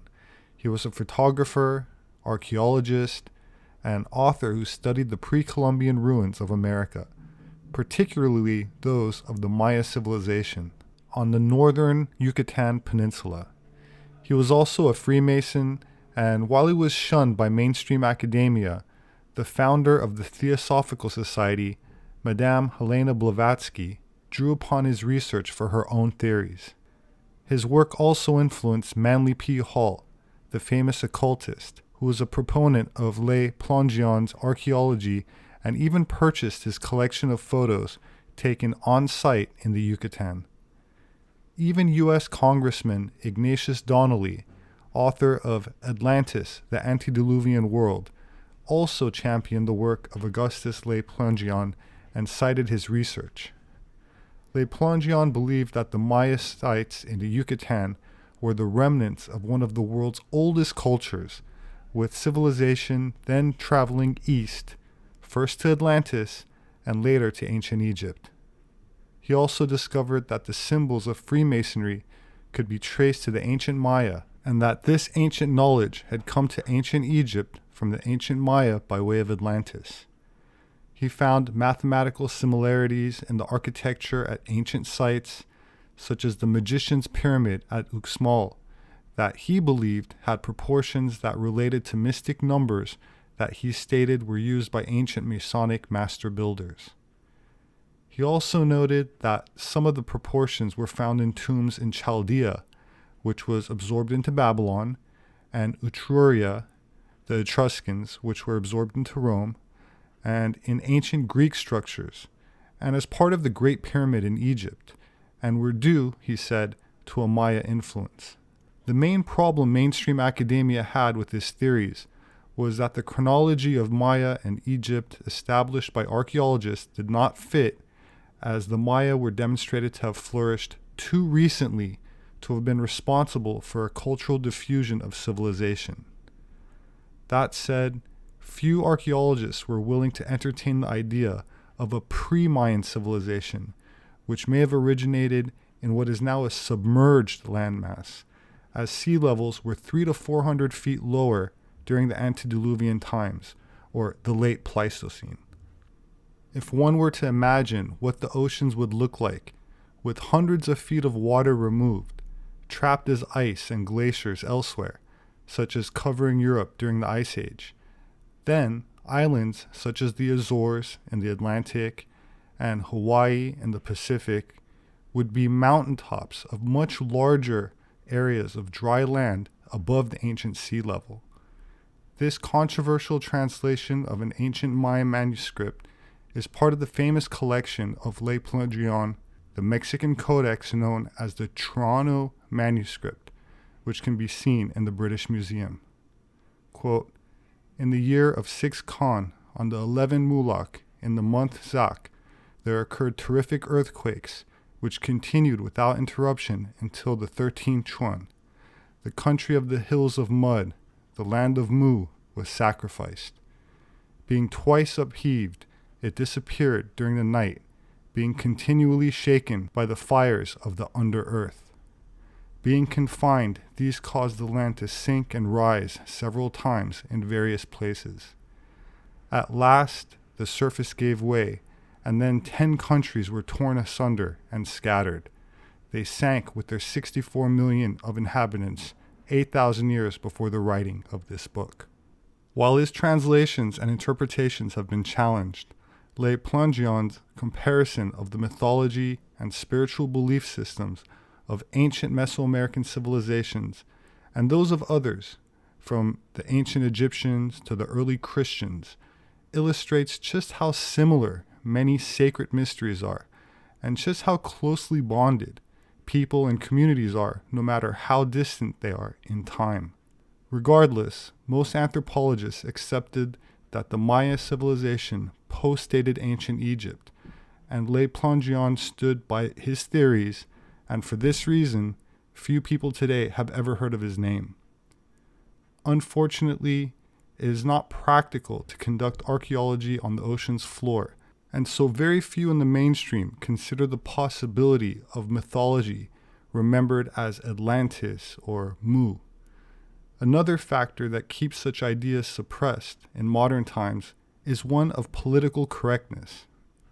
James Churchward was another proponent of ancient submerged continents, such as Mu, which he placed in the Pacific, and in his book, The Lost Continent of Mu, he wrote that, quote, "The dominant race in the land of Mu was a white race, exceedingly handsome people, with clear white or olive skin. Besides this white race, there were other races. They, however, did not dominate." According to Churchward, the white race of Mu colonized all the earth, founded all civilizations, and created all ancient monuments. To support this, he quoted the Ramayana and followed Le Plongeon in asserting that the Maya who appeared in that epic are the Mexican Maya, and therefore that there's an ancient Aryan origin for both. In modern anthropology, diffusionist concepts are not permitted, unless a theory is egalitarian, meaning everything and everyone is perfectly equal and spontaneously started out at the same time in an equal way. It is not accepted, with the exception being that the hypothesis be in favor of an Afrocentric origin. Then it is not only accepted, but celebrated and financially rewarded with international grants and awards, regardless of genetic or archaeological evidence to the contrary. My name is Robert Sepehr. I'm an anthropologist. You can find my published books on Amazon. They make a very great gift. Thank you to all of those who support me on Patreon. I very much appreciate you. There should be a link below for those interested. Kindly share this video if you found it informative. Please hit the like button. Please don't forget to subscribe and click on the notification bell for future updates. I very much look forward to reading your thoughts in the comment section. Have a wonderful week, and I hope to see you again soon.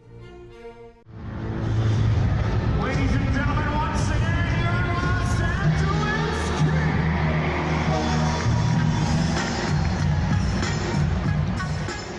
I thought I would take a little break from anthropology this weekend by catching a hockey game.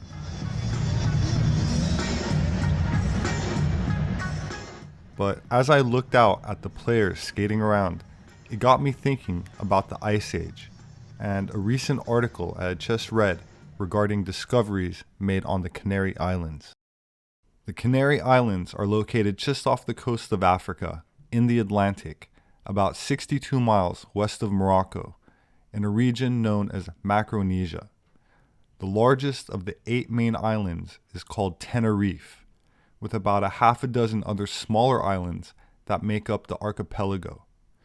In ancient times, the island chain was often referred to as the Fortunate Islands, and historically have been considered a bridge in the Atlantic Ocean between the 4 continents: Africa, North America, South America, and Europe. The Canaries, as they're informally called, have a population of just over 2 million inhabitants, with almost half living on Tenerife, which sees about 5 million tourists a year, one of the most important tourist destinations in Spain, of which it's technically a part of since 1496, when the island was officially conquered. The Aboriginal inhabitants were called Guanches, which literally means person of Tenerife, and they were fierce fighters, handing the Spanish forces and their European allies a crushing defeat in their first major battle in 1494. That said, many of the natives died from new European infectious diseases, such as the flu and probably smallpox, to which they lacked resistance and immunity, with many of the surviving women intermarrying with the colonists as they were regarded as extremely beautiful, attractive, and desirable.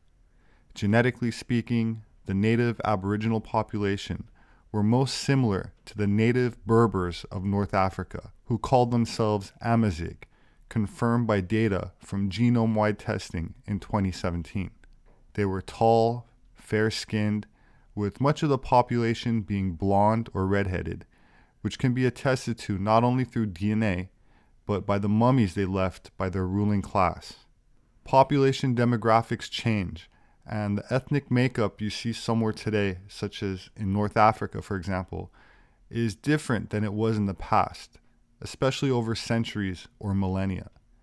The native population of North Africa, which should probably be named South Mediterranean instead, consists of people who, prior to Islamification, slave trades, and migrations, were genetically closest to certain Europeans, such as the ancient Basque, who lived between Spain and France, who also shared genetic affinities to the fair-skinned mummies of Tenerife.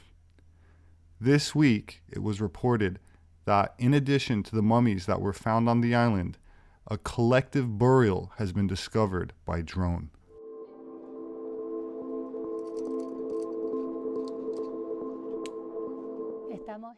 We are in a burial cave in a cemetery of the ancient Canary Islands. It is a collective burial. They regularly use these ancient caves to bury their dead.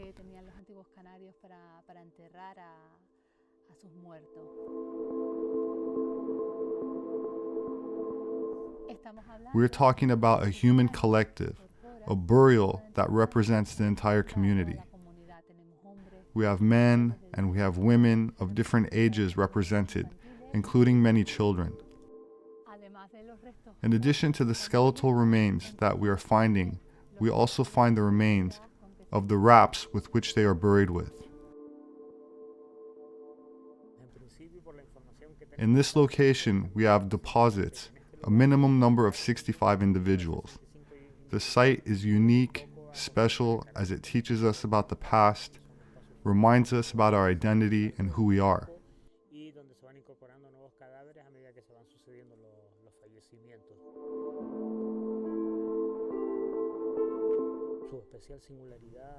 The human remains on the Canary Islands are in exceptional condition and, most importantly, shows human collaboration.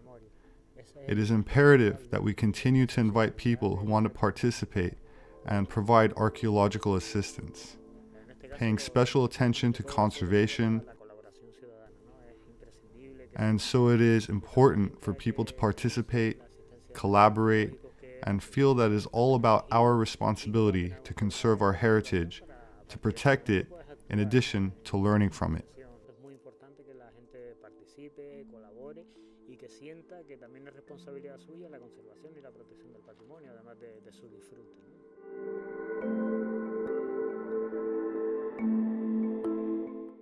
The Guanches were the last known Caucasian-type people still living in the Stone Age when they were conquered by the Spanish, as the island had no metal, and the Guanches had no boats. In fact, they seemed to have a distinct fear of the water, and lived on Tenerife only, not even traveling to other islands in the archipelago. That said, DNA sequencing of Cro-Magnon types conclude that they were genetically identical to certain modern European demographics. Would you like to guess which ones? The museum on Tenerife boasts the largest collection of Cro-Magnon skulls anywhere in the world, and the Guanches, the original natives of the Canary Islands, were direct descendants of Cro-Magnon, which in my book, Species with Amnesia, I explain is the origin of Rh-negative blood type, which incidentally is not a mutation. I'll include a link in the description to a video I did on this subject, which covers it in a bit more detail. In other relatively recent news, sub-Saharan West Africans have been shown to have DNA from what the media is calling a ghost species, not found in Europeans or East Asians. They use the term ghost because it shows up genetically in sequenced DNA, but they have yet to conclusively identify the hominin species in the fossil record, only saying that it appears to be very archaic, a term meaning old, or a very distant ancestor, technically another species like Homo erectus, and unlike Cro-Magnon, which is considered fully modern and first shows up in the fossil and genetic record about 35,000 years ago during the Ice Age. My name is Robert Sepehr. I'm an anthropologist. You can find my published books on Amazon. They make a great gift. Thank you to those who support me on Patreon. There should be a link below in the description if you're interested. Kindly share this video if you found it informative and hit the like button. Please don't forget to subscribe. I look forward to reading your thoughts in the comment section as always. Please have a wonderful weekend, and I hope to see you again soon.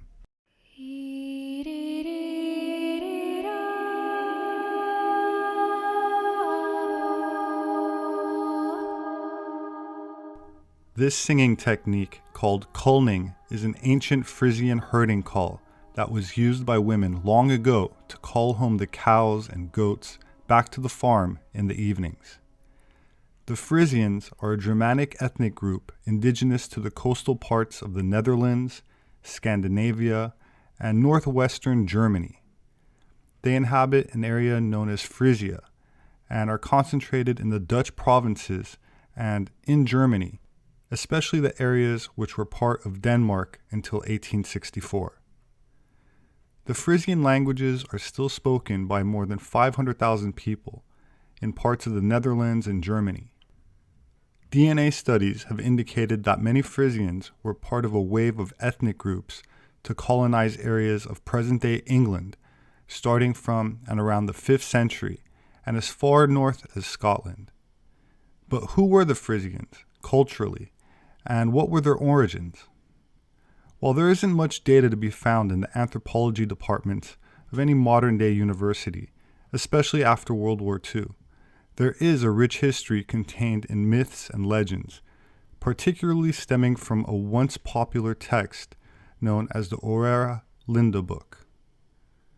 The manuscript came to light in 1867 when someone from the Linden family, who claimed to have inherited the book from his grandfather, decided to have it translated and published, which happened in Dutch in 1872 and then in English in 1876. The book was a hit amongst occultists and in secret societies, but was largely denounced by most mainstream historians as a forgery. Keep in mind that the word forgery is defined as a copied document rather than false information, and is often used to discredit data that certain groups do not want made public, without challenging the validity of the data itself. I will present the information here and allow the viewer to make up their own mind on the matter. The text alleges that Europe and other lands were, for a large part of their history, ruled by a succession of folk mothers presiding over hierarchical orders of celibate priestesses dedicated to the goddess Freya, daughter of the creator goddess or Earth Mother. The earliest portion of the Oera book was allegedly composed in the year 2194 BC and likely compiled in the 6th century BC from a mixture of contemporary writings and ancient inscriptions. It also describes a lost land called Atlant, and supposedly submerged in 2194 BC, which the 17th century Swedish scholar Olof Rudbeck attributes to Atlantis. But I don't agree with his assessment and would argue that Atlant refers to the Old Land and alludes to either Frisland, a phantom island that appeared on virtually all of the maps of the North Atlantic from 1560s through the 1660s, just south of Greenland, a landmass that was entirely separate from Iceland. Some claim is now submerged, while others say it was a cartographic mistake and never existed. or what remains of Doggerbank or Doggerland, an area now submerged beneath the southern North Sea that once connected Britain to continental Europe. I'm of the opinion that the Atlantis Plato describes not only predates the dates of the cataclysms in the Oera Linda book by many millennia, but was likely near the Azores in the Atlantic, the ocean named after it, or as Herodotus refers to the sea beyond the Pillars of Hercules, the Sea of Atlantis. While the book is too long for me to cover in its entirety, translated versions are available online for free for those who are interested. While there are many chapters that I found interesting, I will now read an excerpt from one called How the Bad Times Came. To make it easier to understand, I'll replace the term Twiskland with Germany, as I believe that's the general geographic area it's referring to. Quote, during the whole summer the sun had been hid behind the clouds, as if unwilling to look upon the earth. There was perpetual calm, and the damp mist hung like a wet sail over the houses and the marshes. The air was heavy and oppressive, and in men's hearts was neither joy nor cheerfulness. In the midst of this stillness, the earth began to tremble as if she was dying. The mountains opened to vomit forth fire and flames. Some sank into the bosom of the earth, and in other places mountains rose out of the plain. Old land, called by the seafaring people Atland, disappeared, and the wild waves rose so high over the hill and dale that everything was buried in the sea. Many people were swallowed up by the earth, and others who had escaped the fire perished in the water. It was not only in Finda's land that the earth vomited fire, but also in Germany. Whole forests were burned one after the other, and when the wind blew from that quarter, our land was covered with ashes. Rivers changed their course, and at their mouths new islands were formed of sand and drift. During 3 years this continued, but at length it ceased, and forests became visible. Many countries were submerged, and in other places land rose above the sea, and the wood was destroyed through the half of Germany. Troops of Finda's people came and settled in the empty places. Our dispersed people were exterminated or made slaves. The watchfulness was doubly impressed upon us, and time taught us that union is force. End quote.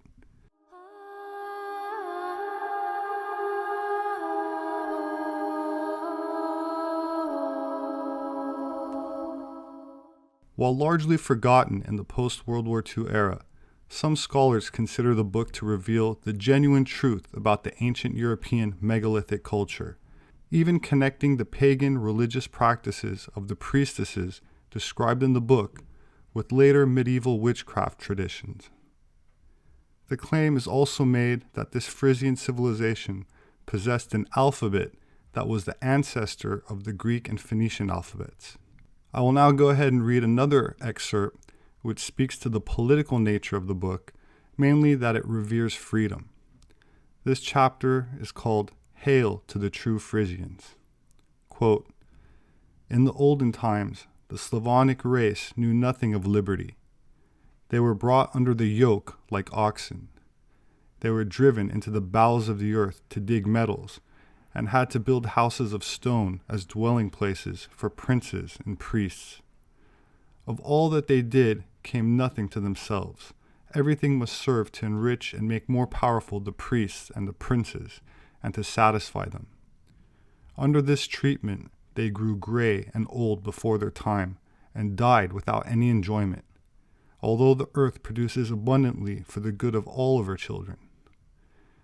But our runaways and exiles came through Twiskland, or Germany, to their boundaries, and our sailors came to their harbors. From them they heard of liberty, of justice, of laws, without which men cannot exist. This was all absorbed by the unhappy people, and like dew into an arid soil. When they fully understood this, the most courageous men of them began to clank their chains, which grieved the princes. The princes are proud and warlike. There is therefore some virtue in their hearts. They consulted together and bestowed some of their superfluity, but the cowardly hypocritical priests could not suffer this.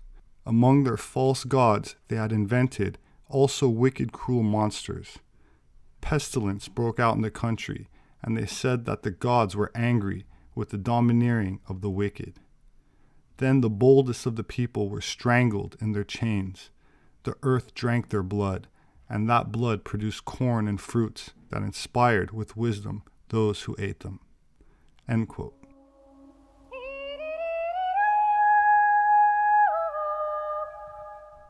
It is interesting to note that the term slave has its origins in the word Slav.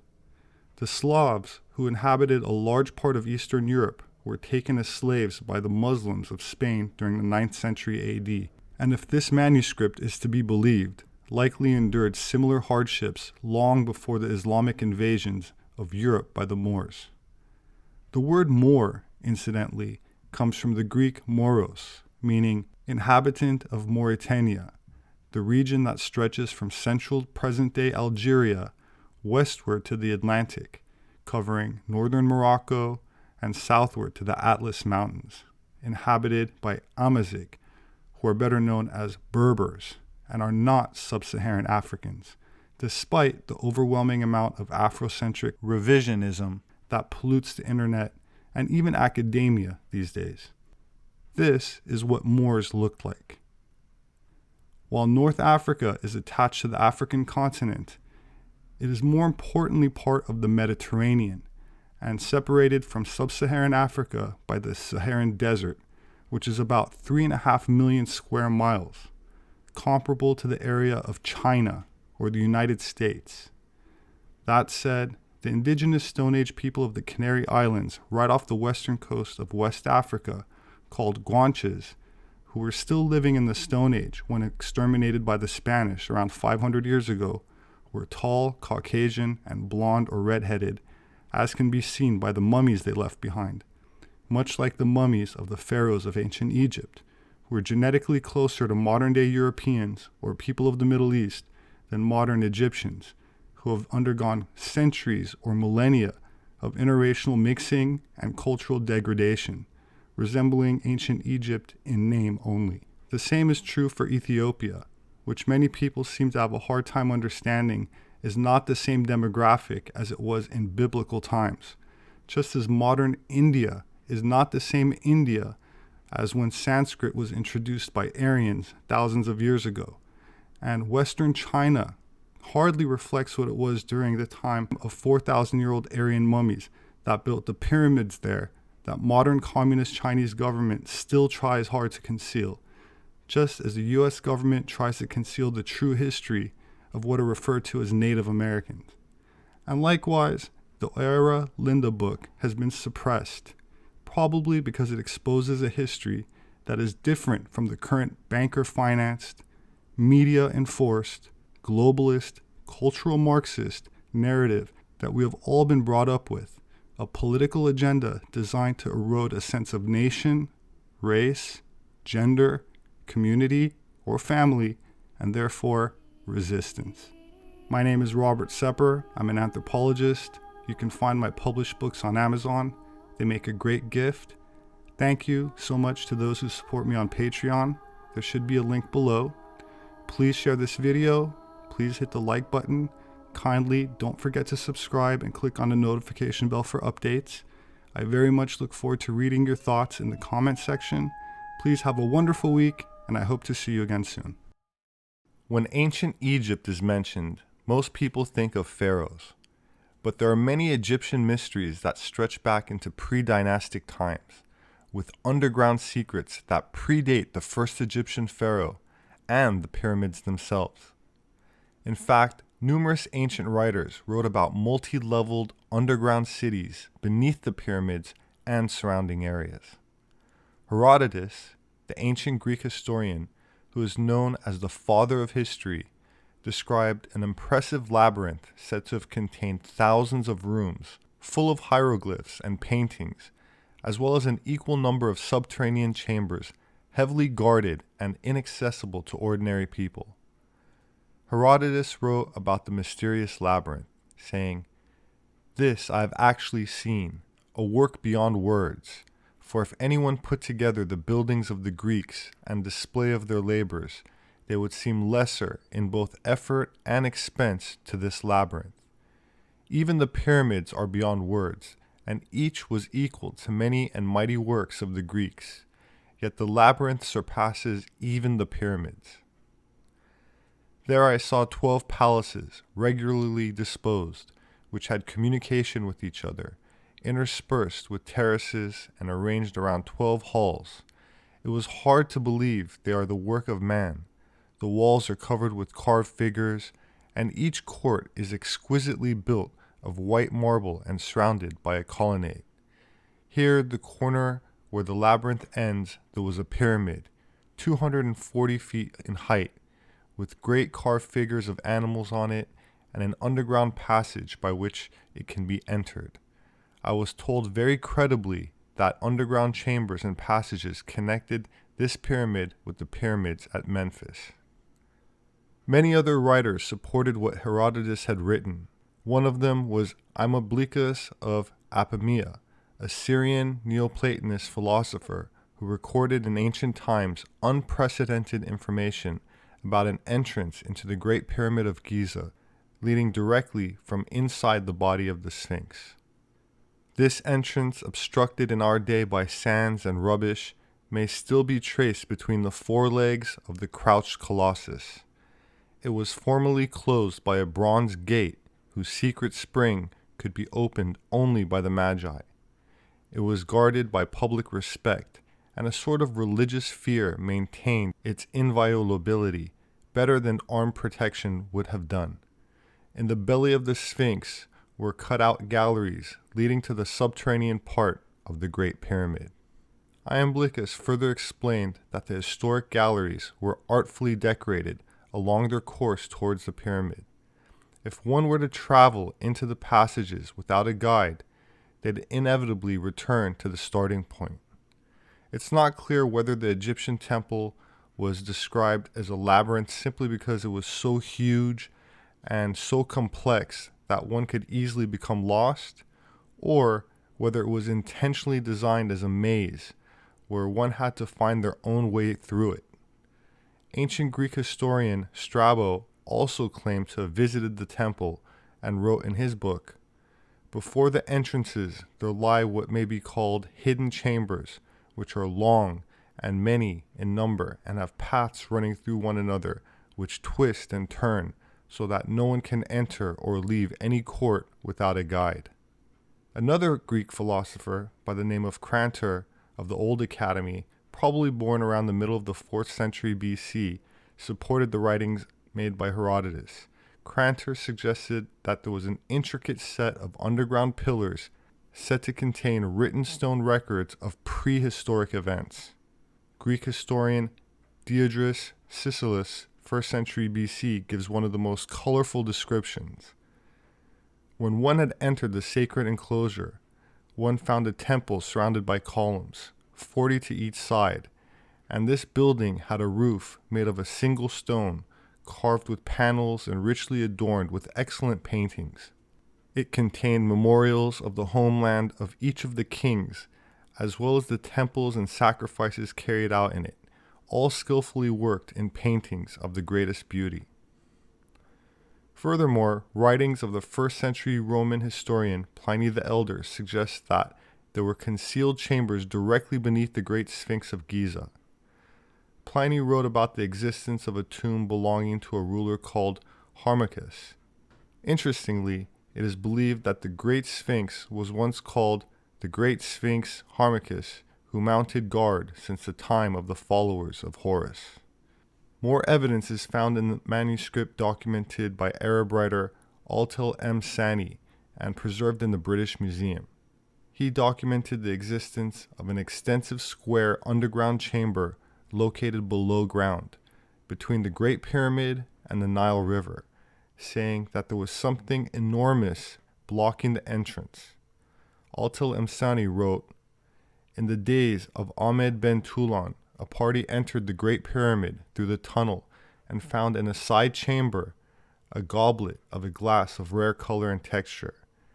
As they were leaving, they missed one of the party. Upon returning to seek him, he came out to them, naked and laughing, said, "Do not follow or seek for me," and then rushed back into the pyramid. His friends perceived that he was enchanted. Upon learning about strange happenings under the pyramid, Ahmed Ben Tulun expressed a desire to see the goblet of glass. During the examination, it was filled with water and weighed, then emptied and reweighed. The historian wrote that it was found to be of the same weight when empty as when full of water. For something so ancient, Egypt's mysteries, you know, the stuff we've seen in movies and books, the pyramids, the tombs, the Sphinx, it never seems to stop amazing the modern mind, right? Well, there's new research now that's suggesting that there may be some new discoveries still to be made, maybe underground, right? Is this the real riddle of the Sphinx? The study of the majesties of ancient Egypt goes back to the founding of Western science and archaeology. And while most of the major monuments along the Nile have been found and explored, there is no shortage of strange theories about their origins. Take, for example, the Sphinx. New research suggests there's a secret tunnel underneath the statue connecting it to one of Egypt's largest pyramids. At the very front of the Sphinx, there is the Dream Stealer, which is a stone plinth, which has got writings on it by Thutmose IV, the guy who excavated the Sphinx in the 18th dynasty. And on that steeler, we've got two pictures of the Sphinx. But on those pictures, it's kind of sitting on a plinth, and underneath it looks like there's a doorway. So where is the pushback coming from? According to Matt Simpson, it's coming from within academic circles, and that's despite interesting new scientific discoveries. The general consensus, the official word is there is nothing underneath the Sphinx. So, are controversial theories with evidence to support them being pushed aside for academic or tourist agendas? Reporting in Washington, D.C., Joseph Ricci, RT.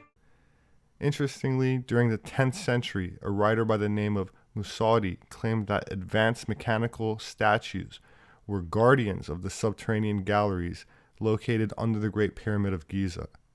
He wrote, "Written accounts of wisdom and acquirements in the different arts and sciences were hidden deep, that they may remain as records for the benefit of those who could afterwards comprehend them." This reminded me of the Hall of Records referred to by Edgar Cayce, who once said an ancient library exists under the Great Sphinx of Giza, built by the survivors of Atlantis. Edgar Cayce was a self-professed clairvoyant who answered questions on subjects while in a trance state. When asked about the time near the end of the days of Atlanteans, Cayce explained, "There came the first aggressive people to the Pyrenees and into what later became the Egyptian dynasties." While I can't speak to Edgar Cayce's psychic abilities, I can say that I found the genetic affinities interesting between the ancient Basque, which are the people who live on the Pyrenees between France and Spain, where Cro-Magnon was discovered, and who are among the highest percentage of Rh negative people in the world, and the North African Caucasian natives, such as the Berber tribes who live near Mount Atlas, as well as the Caucasian natives called Guanches on the islands off the west coast of Africa in the Atlantic called the Canary Islands, who also left mummies and small stone pyramids. For those interested, I did a video on this, which I will include a link to in the description. My name is Robert Sepehr. I'm an anthropologist. You can find my published books on Amazon. They make a great gift. Thank you so very much to those of you who support me on Patreon. There should be a link below. Kindly share this video if you found it informative. Please hit the like button and don't forget to subscribe and click on the notification bell for future updates. I very much look forward to reading your thoughts in the comments section. Please have a wonderful weekend, and I hope to see you again soon.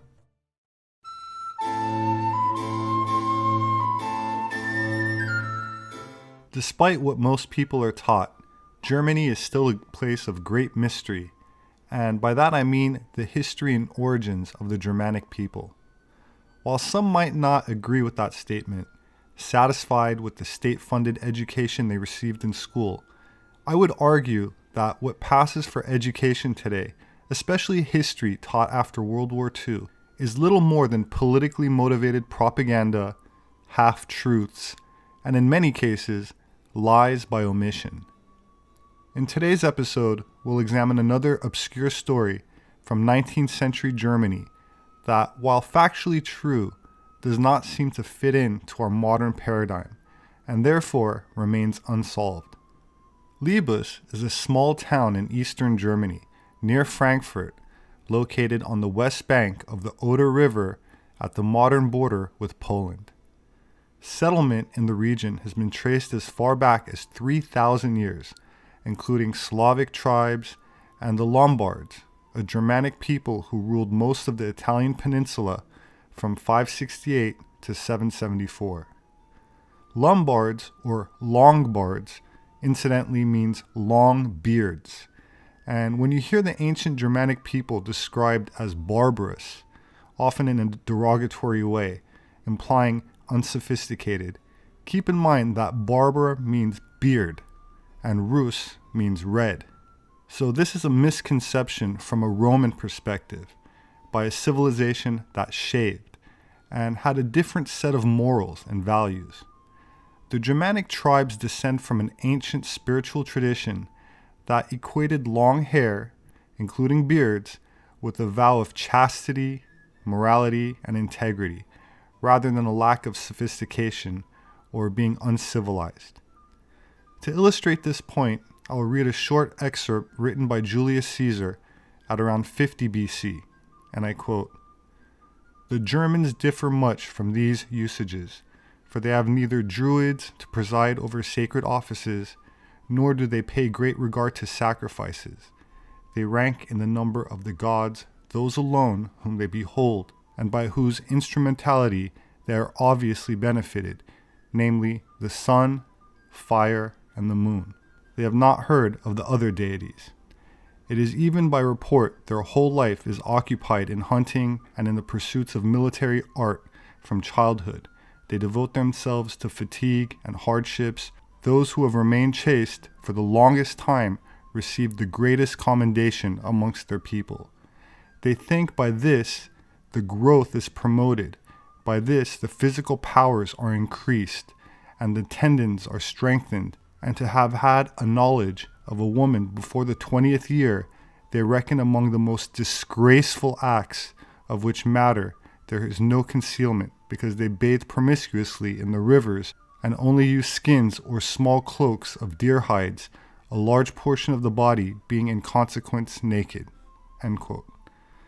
So where the Greek or Roman lifestyle was based in part on slavery and the celebration of pedophilia and child sacrifice, the ancient Germanic tribes valued self-discipline and a certain moral fiber which they believed they would transmute into greater physical prowess, higher intelligence, and an increased spiritual awareness or psychic aptitude.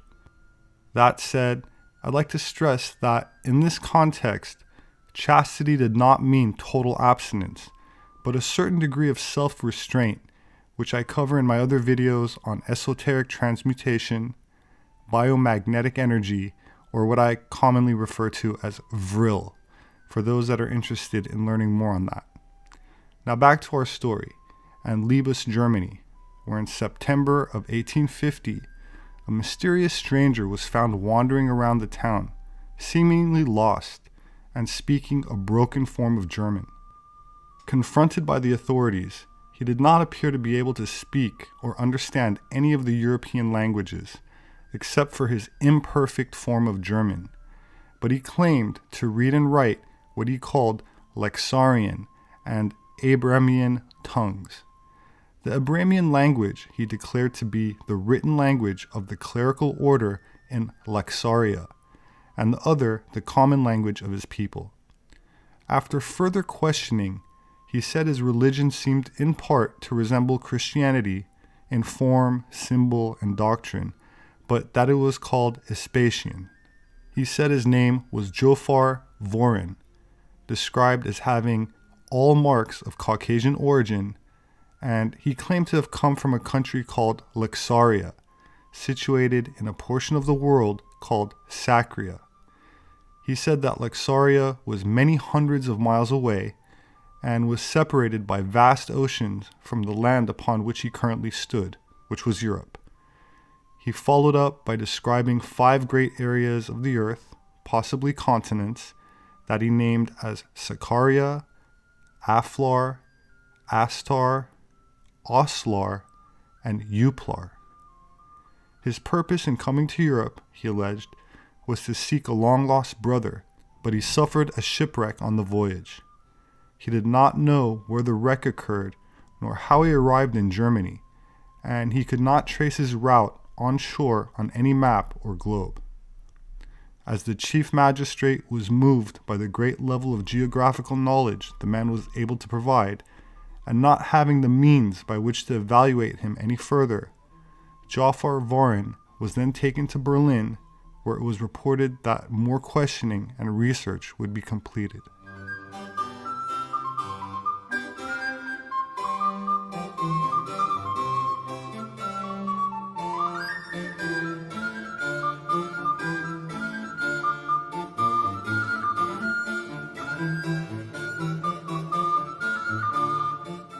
John Timms wrote about Voren in his 1852 Yearbook of Facts in Science and Art, a periodical which was praised for its accuracy by other publications of the time.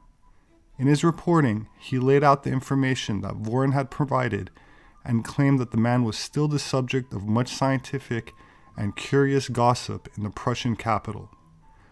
One of the most argued explanations for Voren was that he was something of a time or dimension traveler who had inadvertently landed in a world that was not of his own. Others worried that he was suffering from a disorder or an unknown mental condition that made it difficult to be understood. Some speculated that he was an imposter, but unable to state a motive, as he was not claiming to be of an affluent background, nor was he asking for any financial assistance. Strangely, the historical record of what happened to Jofar Voren ended in Berlin as inexplicably as it began. Whoever he was, Voren's tale is sometimes used as evidence for teleportation, parallel universes, and alternate realities. That said, there's another, though equally bizarre, explanation. Lexaria, the country which Voren claimed citizenship, is Latin for luxury, which brings to mind other fanciful stories of a hidden world of milk and honey beyond the poles of the earth. The novel A Voyage to the Inner Earth, also published as The Smoky God, was first published in 1908 and presented as a true account of Olaf Jansen, a Norwegian sailor who, along with his son, discovered a northern entrance to the Earth's interior. They allegedly lived inside unimaginably gigantic caverns deep inside the Earth for 2 magnificent years, as guests of the very tall but European-looking inhabitants of the underground network of subterranean colonies, or cities, whose capital was said to be the original Garden of Eden, and had everything one would imagine from a place regarded as a biblical paradise, a beautiful, protected oasis deep under the crust, with flowing rivers, full of oxygen-producing algae, plenty of fruit trees, and a soft, diffuse glow of light from bioluminescent vegetation and mushrooms that kept the massive caverns perpetually lit and providing a plausible ecosystem underground without the need for direct sunlight. This idea of a subterranean kingdom is echoed in many parts of the world, from Tibet to India, with names such as Agartha or Shambhala, but also appear again in Germany in the 1700s, predating both Olaf Jansen's voyage and the mysterious appearance of Jofar Voren. Let us now revisit a brief excerpt from a prior video I did on the subject, which includes a very unusual map. printed in 1740 by Matthias Suter, one of the most important and prolific German map publishers of the 18th century. It is of Schlaraffenland, which is a land of milk and honey, a map of a German concept of utopia. The original map from which this engraving was made was supposedly dropped off at Mr. Suter's map shop, left right outside of his door, mysteriously just left there with no further information about it. For those interested, I go into more detail about this in my book called Gods with Amnesia. That said, this map is not of any known landmass on the surface of the earth, and has peculiar writing on it, such as saying the light is the same both day and night. I would like to now draw your attention to the bottom right-hand portion of the map, which I found extraordinarily interesting. The writing on it says, in German, and I'll translate, "A utopian map of the newly discovered Schlaraffenland. This land was often spoken of, but never located, and nobody knows where it is. This ridiculous fantasy land is composed of many kingdoms which have all the different vices of life within them, and that this map was delivered by anonymous authors." Could this so-called fantasy map in actuality be giving us a clue as to the polar entrance to the inner earth, which piqued the interest of nationalist Germany in the early part of the last century? As you can see, the writing is on what appears to be a large rock, or a mountain, with 4 rivers running into it. Does this remind you of the Mercator map?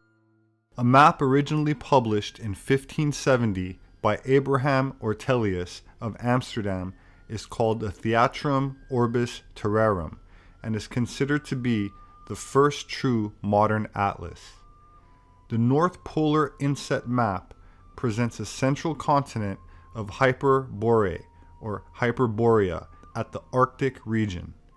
Many of the maps in this atlas were based upon sources that no longer exist or are extremely rare. Gerardus Mercator's maps were among the earliest to display the Arctic as a composition drawn from classical and Nordic sources.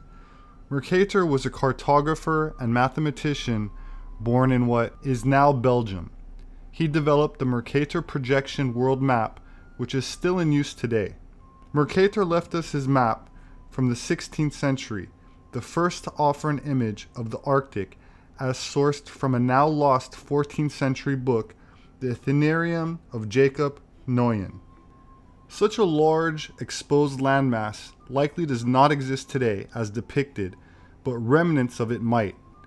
What Mercator and other cartographers of his time were showing, probably unknowingly, was an Arctic landmass that existed there many thousands of years ago in Antediluvian times. The back of the map gives insight about this ancient land. Its location is described as, and I quote, "an extreme region of the north, whose apex in the firmament is the North Pole. For this reason, half of the year is one and the same miraculous day, the other half continuous night. There are mountains covered by eternal snows, untouched by the heat of summer, forests without trails, rare animals, and roaring rivers within the abyss of crags." This map not only depicts what could very well be the remnants of Hyperborea, but it also seems to imply that a race of pygmies once heavily populated the northern Canadian and Arctic regions where the 4 rivers intersect. Written on the map, Mercator explains that the ocean waters rush inward towards the center, between the islands to the pole, where they plunge deep into the earth. Directly at the pole is a black island, 33 leagues in circumference. The converging 4 rivers are rumored to be, at least partially, driven by powerful magnetic currents along the Earth's main meridian lines, which circle the entire globe, dividing it into 4 quarters. Could this map be a portion of the inner world? My name is Robert Sepehr. I'm an anthropologist, You can find my published books on Amazon.com. They make a great gift. Thank you so much to those who support me on Patreon. There should be a link below. Kindly share this video if you found it informative. Please hit the like button. Don't forget to subscribe and click on the notification bell for updates. I very much look forward to reading your thoughts in the comment section. Have a wonderful weekend, and I hope to see you again soon.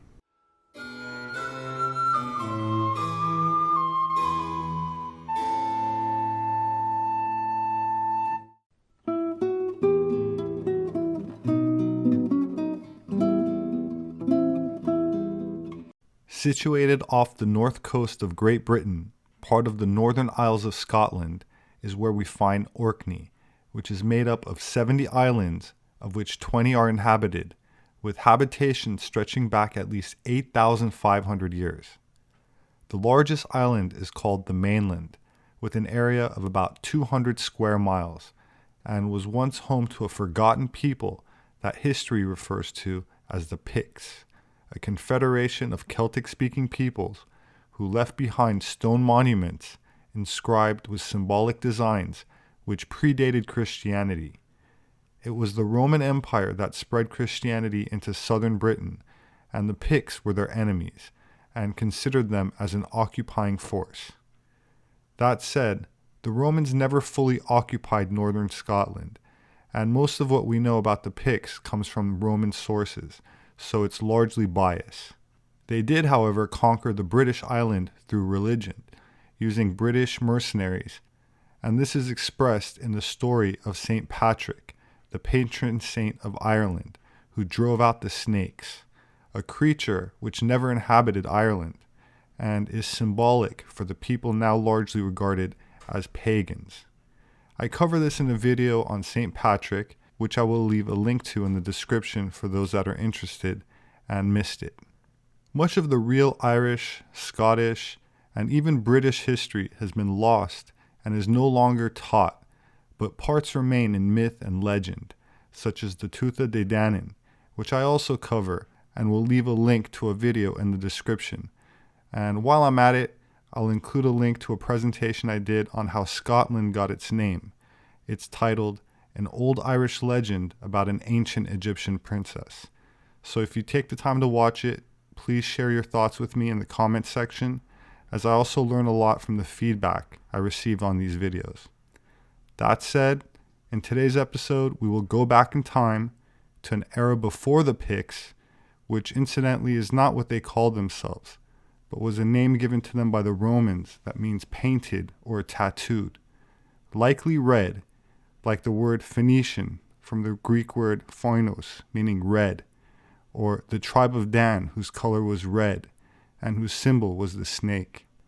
The Phoenicians invaded Britain over 3,000 years ago, and they wanted tin to mix with copper to make bronze, and they mixed with the indigenous people there, the original Picts, who were short-statured, dark-haired, round and broad-headed, which in anthropological terms is called brachycephalic, and it is this pre-Phoenician ancient race or phenotype that we will explore today.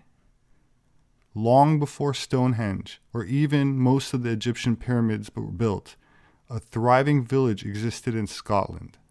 One day, a farmer on the island of Orkney found a large stone that didn't look like it belonged in its environment. When the farmer flipped over the stone, he was shocked at what he discovered underneath. Skara Brae, a hidden and lost village that existed over 5,000 years ago. The farmer thought it was a house at first, because it looked rather small to be a village, but when it was active, it was home to over 100 people, which might not seem like a lot, but back then it was, considering the population density was much lower. The village, or tiny city, was well preserved for thousands of years, as it was covered with sand.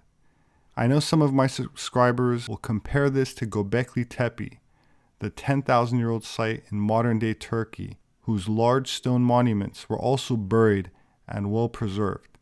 But the difference is that Göbekli Tepe was purposely buried, and Skara Brae got covered by sand dunes either rapidly over time, but it wasn't intentional. In any event, these buried homes were not just used as shelters for its citizens, but the center of each home contained a waterproof basin, which some archaeologists believe was used to catch fish in, but there are other more bizarre theories which I will cover later. There are 8 subterranean dwellings at the site, and each is connected by underground tunnels, as well as a workshop area. The covered passages between the homes are a little over 4 feet high, so the occupants would likely have been 4 feet tall or even shorter.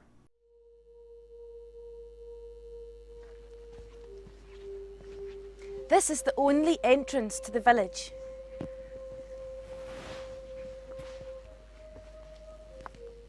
And the only exit.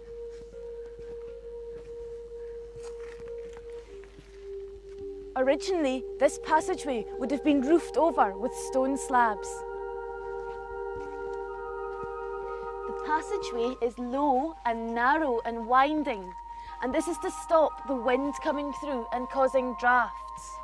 On either side of the passageway, there are entrances into the individual houses.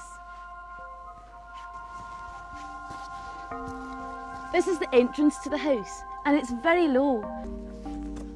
As you come into the house, you have to walk to the right, because on the left there is this barrier. As you come into the house, you move round and come to the seat. This is where we think the father of the house would have sat, right in close to the fire.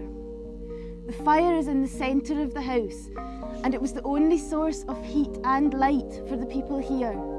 They would have spent the evenings in the house around the fire, and they would have done all their cooking here. In this house, as well as the father, there would have been the mother and the children, and possibly granny and granddad and aunties and uncles as well. This is what we call an extended family. They would have all lived under this one roof. This was something that was common in the Neolithic or the Stone Age, but it also carried on in Orkney until the middle of the 19th century, about 1850 or so. The Stone Age people would have hunted and fished and farmed. They would have grown their own crops, and they would have used the grinder to grind the corn to make flour to make their bread. Skara Brae is a village built inside a midden. A midden is garden, compost and bones and pieces of pottery and pieces of shell that are all piled up together into a mound.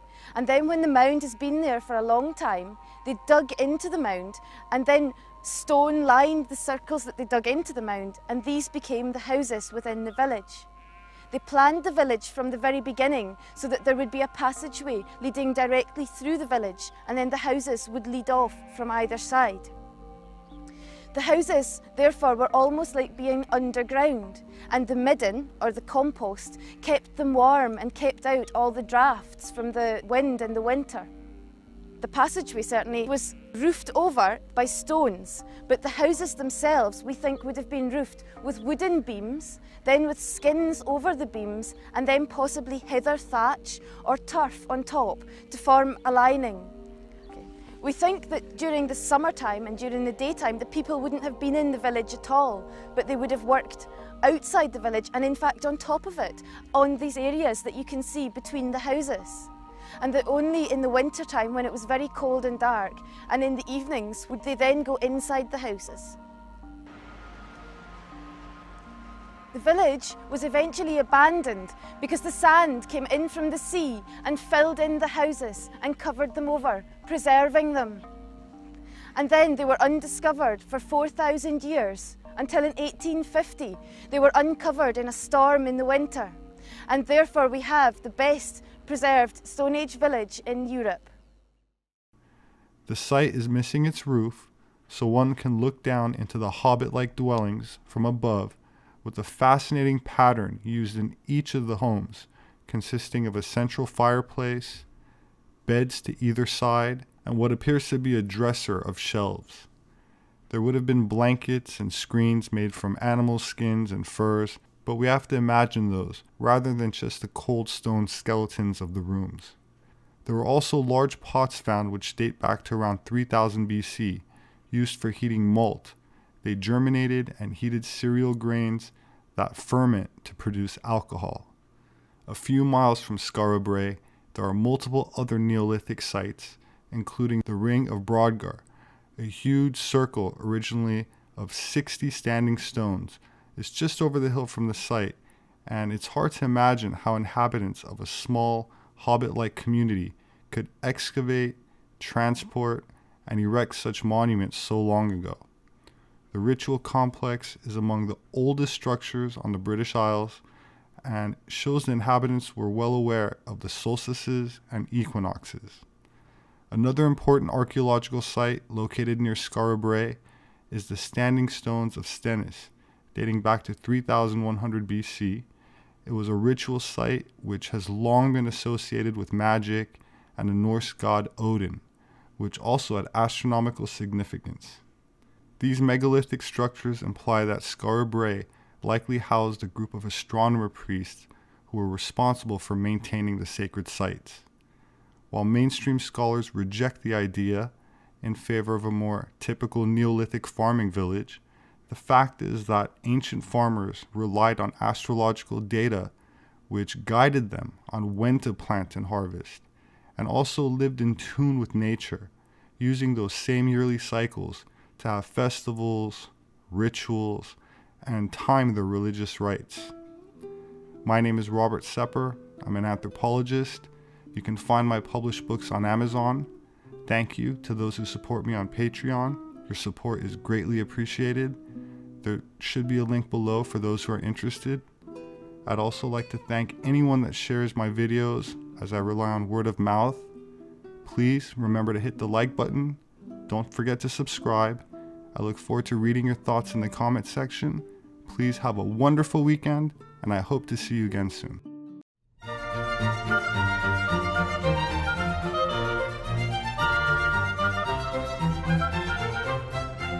On this beautiful sunny afternoon, I started reflecting on stories about the inner earth, this time from Woolpit, a village in the English county of Suffolk, whose name is derived from an Old English word meaning pit for trapping wolves. The current population is about 2,000 people. During the 12th century, the population was less than half of that, and it's from that time period that today's episode takes place. Two medieval writers independently report that two children, a brother and a sister, mysteriously appeared one day in the small village. They wore strange-looking clothes, spoke in an unknown language, and seemed to live off of a diet entirely made up of raw beans. Their skin also had a greenish color, but besides that, they generally had a normal appearance. The people of the village took them in, gave them more nourishing food, and while their green skin color eventually faded, the boy died soon after being baptized. The girl learned to speak English and started to explain a rather strange and bizarre story about how they ended up in the village. She claimed that she and her brother had come from a place called St. Martin's Land, an underground world whose inhabitants are green. She claimed that they emerged from one of the wolf-trapping pits from which the town is named, deep holes in the earth designed to lure and ensnare dangerous wolves. She explained that their subterranean home didn't have a sunrise or sunset, but instead it was always twilight with a diffused glow. She said that the siblings had followed their father's cattle's herd into a cave and had become lost and disoriented, and it was the distant sound of bells, probably of a church, that eventually led them out. But when they emerged from the cavern, they did so in Woolpit rather than St. Martin's Land. There are numerous versions of the story and even more theories attempting to explain the odd details, such as the green skin being the result of malnutrition, poisoning, or the lifelong exposure of their skin to a different kind of light besides the sun. In my book, Gods with Amnesia, I explain that there are numerous bioluminescent organisms, and especially fungus, that thrive in enclosed settings such as caves because of the lack of wind, which helps to distribute the spores of fungus in outside open-air environments, but in enclosed environments attracts insects or other animals which perform the duty that the wind would normally do, much in the same way that bright, vivid colors of flowers attract bees in a similar way, helping to distribute, in this case, the flower's pollen, aiding in fertilization. So one can imagine that the light of St. Martin's Land, if such a place were to exist, could be a diffused, perpetual glow of mushrooms, lichen, or something similar. The story continues with the girl eventually marrying a royal officer from a town about 40 miles from Woolpit, given the name Agnes, and having children whose descendants could possibly still inhabit the area to this day. While the vast majority dismiss the story as folklore and fairy tales, it still manages to persist, with some seeing striking similarities to legends of green leprechauns and other old myths from the region. Gerald of Wales, an archdeacon and historian from the 12th century, told a similar story of a boy who, after escaping his master, and I quote, encountered two pygmies who led him through an underground passage into a beautiful land with fields and rivers, but not lit by the full light of the sun, end quote. Could there really be inhabited subterranean worlds which actually exist, but the surface inhabitants today dismiss as myth and legend? The Nationalist Socialist government of Germany in the 30s and 40s took the concept of Agartha or inner earth very seriously, and unlike the United States and her allies, were the only major power at the time that correctly dismissed the fraudulent display of the supposed missing link in the British Museum called Piltdown Man, where a baboon's jaw was bleached and glued onto a human skull and touted as cutting-edge science for almost 50 years. While England and the United States celebrated this bogus evolutionary scam for the first half of the 20th century, Germany was not only exploring subterranean caverns in Tibet and Antarctica, but establishing and maintaining deep underground bases in them, much of which the US and Great Britain still keeps as classified information until this day, known only as Operation High Jump. My name is Robert Sepehr. I'm an anthropologist. You can find my published work on Amazon. Thank you for sharing, liking, subscribing. Please don't forget to leave me your thoughts in the comment section. Please have a great weekend, and I hope to see you again soon.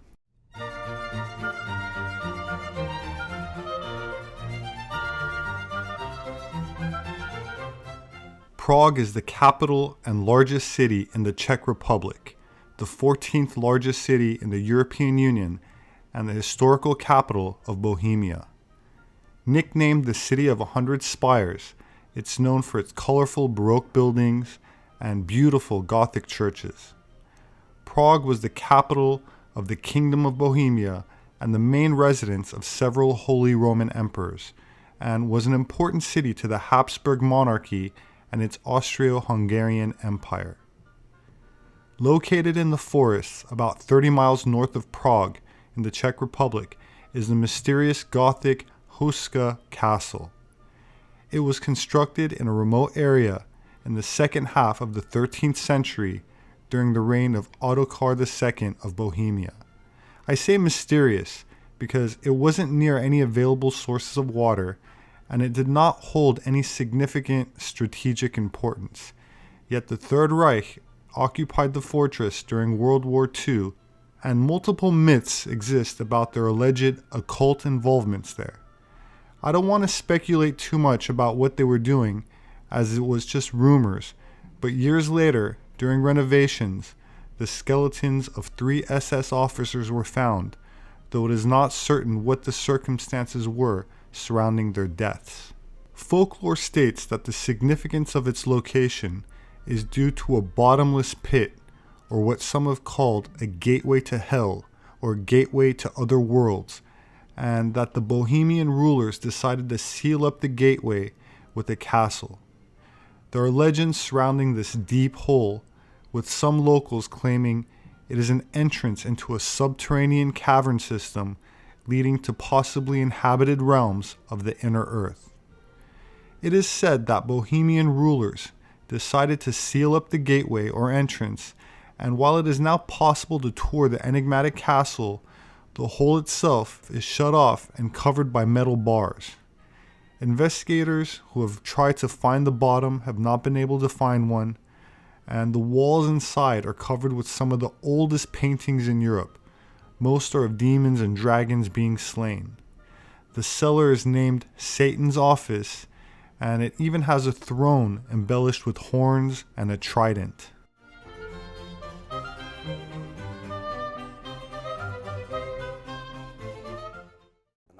At best, no one can tell why this castle is here, or how long it has stood here. Who built it? Why is it here, and why was it built? Nobody can tell you. It is not known if it was inhabited, as there is no trade route through here. We are in the middle of a medieval forest, in the middle of nowhere. It was said that these forests were not even suitable for hunting, but this was a well-equipped castle for its time. Houska is also called the gateway to other worlds. It's here to prevent something from getting out of here, but what was never named. They were called beasts of hell, devilish. They took an inhuman form. It was at the end of the 9th century. At this point, the earth should have broken. A rock should have broken. A hole was created. This hole was described as a gateway to hell. Houska is also called the gateway to other worlds. They were half men, half animals. They were also called non-humans. They hurt people, cattle, and crops. It is written that pilgrims and travelers did not want to come here much later, so they tried to fill the hole. They brought in hundreds of wagons with waste. Each time it was almost done, everything fell inside. At least they closed off the hole.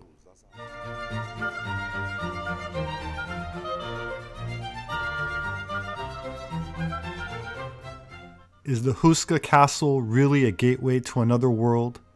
Or are there otherworldly beings that inhabit the bottomless pit near Prague? It seems the mysterious castle in the Czech Republic still remains a mystery. My name is Robert Sepehr. I'm an anthropologist. Please subscribe to this channel and share the video if you enjoyed it. You can find my published work on Amazon. Please leave me your thoughts in the comment section below and have a great weekend. I hope to see you again soon.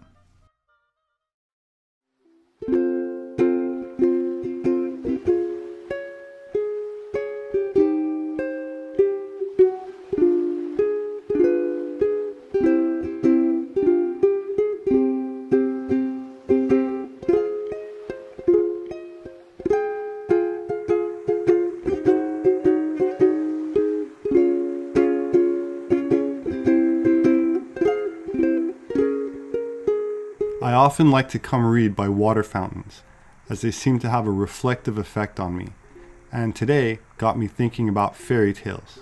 I'm particularly fond of this beautiful fountain in Dresden, Germany. It's called the Bath of Nymphs at Sepehr Palace, a Baroque courtyard fountain surrounded on 2 levels by many statues of nymphs and mythological gods, which evoke many ancient legends. But since tomorrow is Thanksgiving, today's episode will be about a Native American legend, and we'll revisit Germany next time. Murphy, North Carolina is a town in Cherokee County situated where the Houska and Valley Rivers meet, about 360 miles from the capital of Raleigh. With a population of just under 2,000 people, this small town is home to one of the most interesting mysteries from a time before the first Thanksgiving. Believed to be centuries old, this 3-foot-tall soapstone sculpture of conjoined figures went on display at the Cherokee County Historical Museum in 2015, after decades of being hidden away in private hands since first being discovered in the 1840s in Murphy, North Carolina. The 2-headed figure with big round eyes looks like nothing else ever found in the southeast, and are believed to depict the moon-eyed people, a race of small people that, according to Cherokee legend, were blinded by daylight but able to see in the moonlight. The moon-eyed people were said to only come out at night, described as light-skinned with big blue eyes. There are several theories as to who the legends could be about, with one popular being that they're actually the Melungeons, descendants of Welsh adventurers who supposedly landed in Alabama in 1170 AD. Now, I'm not a big fan of this theory and believe that the term Melungeon, which first appeared in print in the 19th century, simply describes people of a mixed ancestry of European, Native American, and African ethnicity in the southeast United States.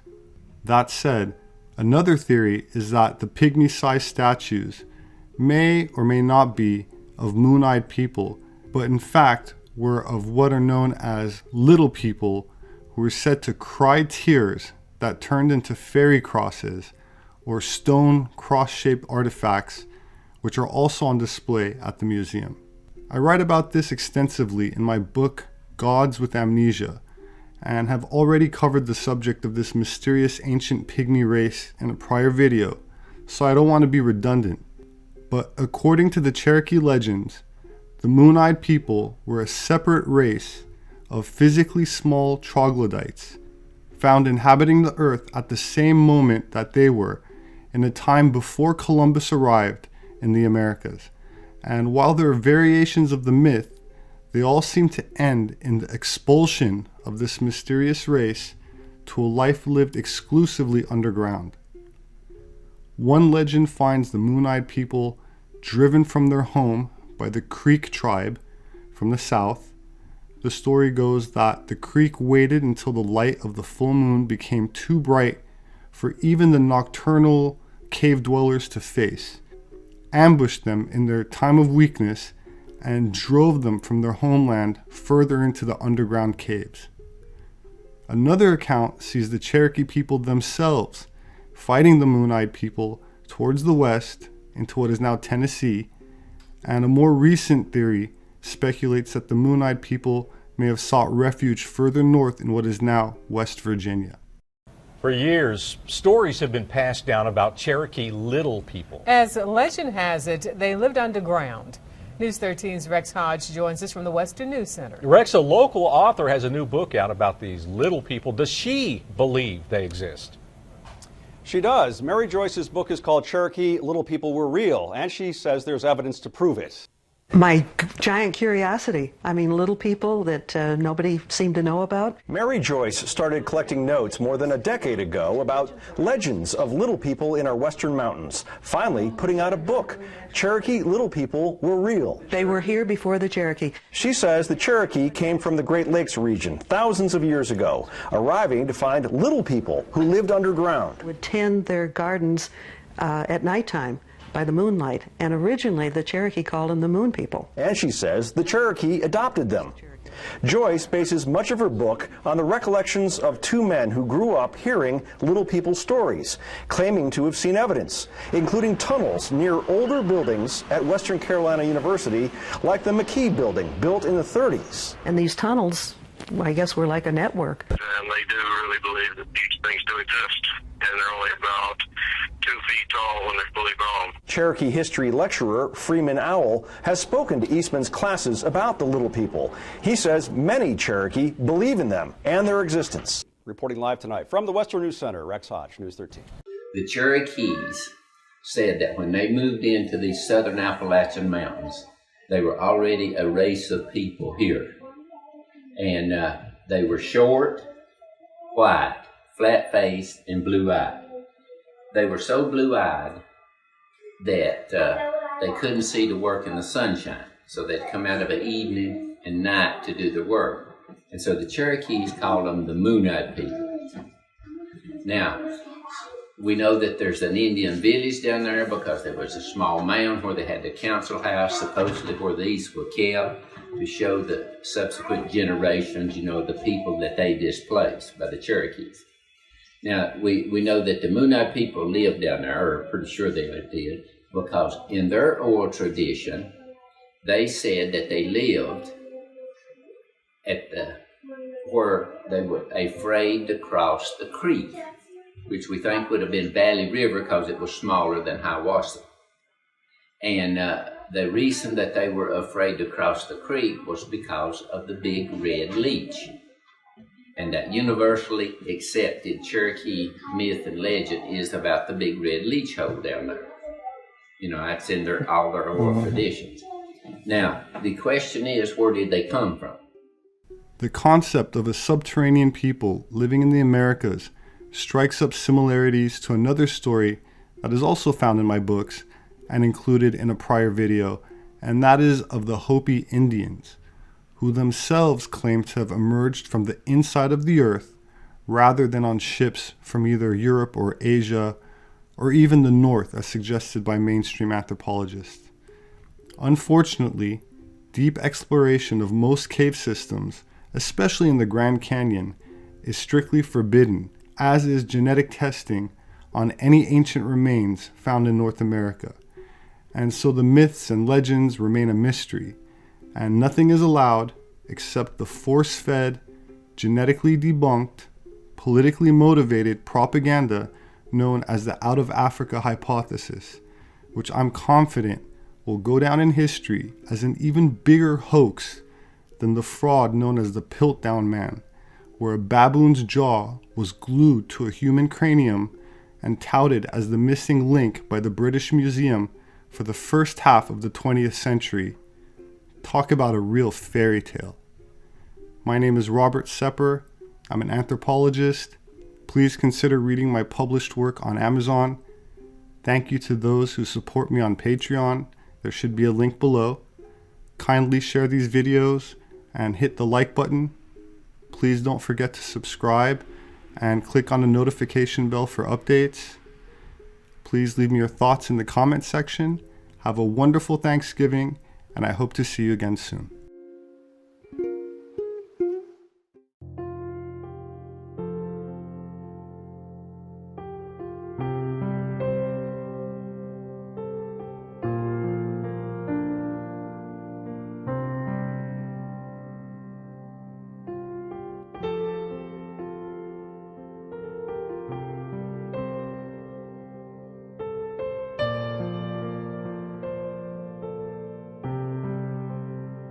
Jekyll Island is located off the coast of the U.S. state of Georgia and is currently run by a self-sustaining, self-governing body.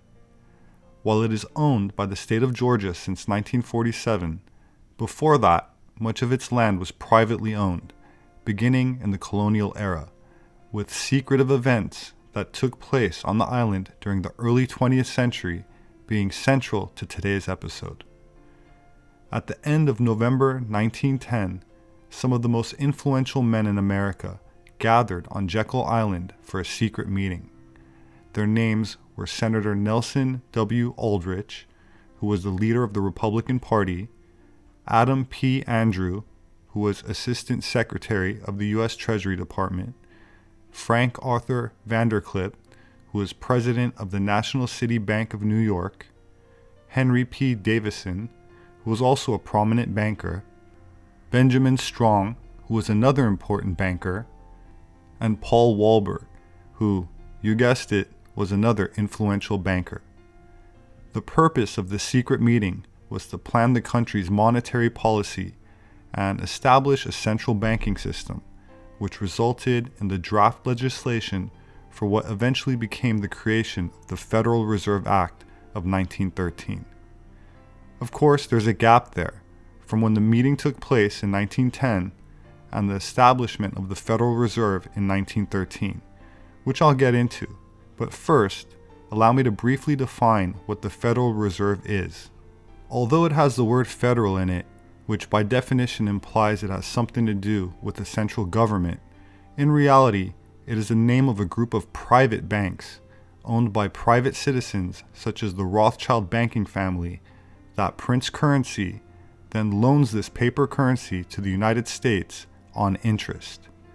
So rather than the US government printing its own currency, backed by gold or silver, as stated in the US Constitution, this legislation made it so, instead, the US borrows paper printed by a group of private bankers that collect interest on every dollar printed, backed by nothing. This ability to print and loan money on interest is what financed both world wars, drowning the nation in debt, and why $1 in 1913 is equal to $25 today. So in effect, we're financing our trade with China, trade with Japan by our Federal Reserve currency, which is neither federal, it's not federal, any more than the Federal Express Company is a federal company. And it has no reserves because it doesn't need any reserves because it prints its own currency. If you can print your own money, what do you need of reserves? You just go and warm up the printing press and turn out another $10 billion. So, and finally, it's not a system. It's called the Federal Reserve System. It's not federal. It has no reserves. And it's not a system, but I'm the only person in the world who's ever defined it in my works as a criminal syndicate. And that's what it is. It's a criminal syndicate, just like the mafia, which is one of its subsidiaries, and the CIA and all the criminal syndicates work out of the Federal Reserve System. Because that's what a Federal Reserve System is. A central bank is a group of bankers which have total control of a nation's economy. And they print their own money, print as much as they want to, and it eventually becomes worthless. And I defined in my work that a central bank's principal role is for war finance, because war finance is the most profitable enterprise you can get into. And so if you're a banker, you're looking for the best investment you can make, which is a war. Most intelligent people might think that this system is not only unconstitutional, but is unwise, resembling a Ponzi scheme, and designed to make a small group of bankers extremely wealthy at the expense of the working middle class, which gets stuck with inflation and debt. You might also think that surely there must be some sort of opposition to this financial corruption. What about them? This brings us back to those critical years, between the secret Jekyll Island meeting of 1910 and 1913, when the Federal Reserve Act was passed into law. To understand what happened to the opposition to the central bankers, we need to take a look at a man named J.P. Morgan, an American financier and banker who dominated corporate finance on Wall Street during the late 1800s, when he was a driving force behind the wave of industrial consolidation in the United States, spearheading the formation of several prominent multinational corporations, including U.S. Steel Corporation and General Electric, with controlling interests in AT&T, Western Union, and 24 railroads. J.P. Morgan funded and built the Titanic, as well as its sister ship called the Olympia. While there's much written on theories involving an insurance scam, where the damaged twin ship Olympia was really the ship that sank, in an effort to collect insurance money on an already partially damaged vessel. I won't be addressing that conspiracy theory at this time, but there are several interesting videos by others available online for those interested. Instead, I'd like to focus on the fact that J.P. Morgan was booked on the maiden voyage but canceled the day before. The same fortunate outcome cannot be said for the most wealthy and influential opponents to the creation of the Federal Reserve Act, American millionaires who did not owe their fortunes to banking, such as Jacob Astor, one of the richest people in the world at the time, whose wealth in today's money was the equivalent of $2.25 billion, whose fortune was built in real estate, inheritance from fur trading, and as an inventor, incidentally a friend of Nikola Tesla, and he was a lieutenant colonel in the Spanish-American War. Another opponent to the Federal Reserve Act on board was Benjamin Guggenheim, son of a wealthy miner, who again was not a banker, and either was Isidor Straus, owner of Macy's department store, who, like the other successful non-banker businessman I just named, seemed too unlucky or too unable to seem to make it aboard a life raft, and instead died going down with the ship. It's interesting to note that there were no red flares on board to signal any boats for rescue. Only white flares that signal a party or that everything's okay. Yet these wealthy and politically influential men opposed to the Federal Reserve were invited aboard the Titanic for its maiden voyage, the same trip that J.P. Morgan conveniently decided to back out from at the last minute, with no Rockefellers and no Rothschilds on board. All major opposition perishing aboard the ship in 1912, with the Federal Reserve Act established the following year during the holiday season, passed through Congress when most were not even present. Paul Warburg himself, who was the author of the act, and the other bankers had to, for the first time in their life, come down to Washington and lobby in the halls of Congress to get the Federal Reserve Act passed. And of course, they had to make a lot of promises, a lot of commitments, a lot of bribes. But since they printed the money, it didn't matter. So they bribed the Congress to enact the Federal Reserve Act, which was signed, but they still could not get a majority vote. So they had to wait till the Christmas vacation after Lindbergh and the Middle Western and Western congressmen had departed for Christmas vacation. Then they brought the Federal Reserve Act before Congress on December 23rd, after the opposition had left. But they still had a quorum, they still could pass it. And so even the New York Times said, never has legislation of such importance been passed under such circumstances. In other words, the whole Federal Reserve Act was passed through fraud. It was passed more or less while Congress was in Christmas vacation. And so Wilson signed the act into law on December 23rd, practically Christmas Eve, and it became public law. So now that they had a central bank with the power to print all the money they wanted, a privately owned bank, and the Federal Reserve Act itself is an amazing act. It's an act of total monopoly because every word in it, first of all the money that the bankers can print becomes an obligation of the U.S. government, which means the U.S. taxpayer. Second, the stockholders of this private bank included in the legislation that no Federal Reserve Bank stock could ever be bought or sold on any exchange in the world. So in other words, the initial purchasers would own it in perpetuity, which is what happened because the Rothschilds, Warburgs, and Schiffs all bought the original stock in 1914 and have owned it ever since. And they've put it into foundations, so it can never be touched. And these foundations are the real government of the United States, Rockefeller Foundation. Nearly all of your major legislation in the United States is prepared by these foundations. And they submit it to Congress, and of course they have enormous staffs and billions of dollars. So they bring the legislation before Congress. And it's impeccable, it's researched and it's phrased and everything is done just right. And so of course the Congress accepts it. And they look around, they say, is anybody objected to any of this? And of course there's total silence, nobody objects, so it becomes law. That's why you have laws constantly passed by Congress which are actively opposed by 85% of the American people. Almost everything that's done in Washington is opposed by 85% of the American people. So you have government by 15%, government by elites. And they're not even Americans, these are international elitists. They have no allegiance whatsoever to the United States, just like your Canadian legislatures have no allegiance to you. They have no allegiance to Canada. They're part of the international elite. But of course they don't say this publicly, and the press hails them all as great patriots and dedicated people, selfless individuals. They love that word selfless. Imagine, all your legislators are selfless. They never have a selfish bone in their body because they're working for you. They want to give you things. And of course the only purpose they have is to rob you. Not only you, but all 6 billion people in the world, because it's a government of robbery. So you have what you call the new economy in the United States, and probably Canada too.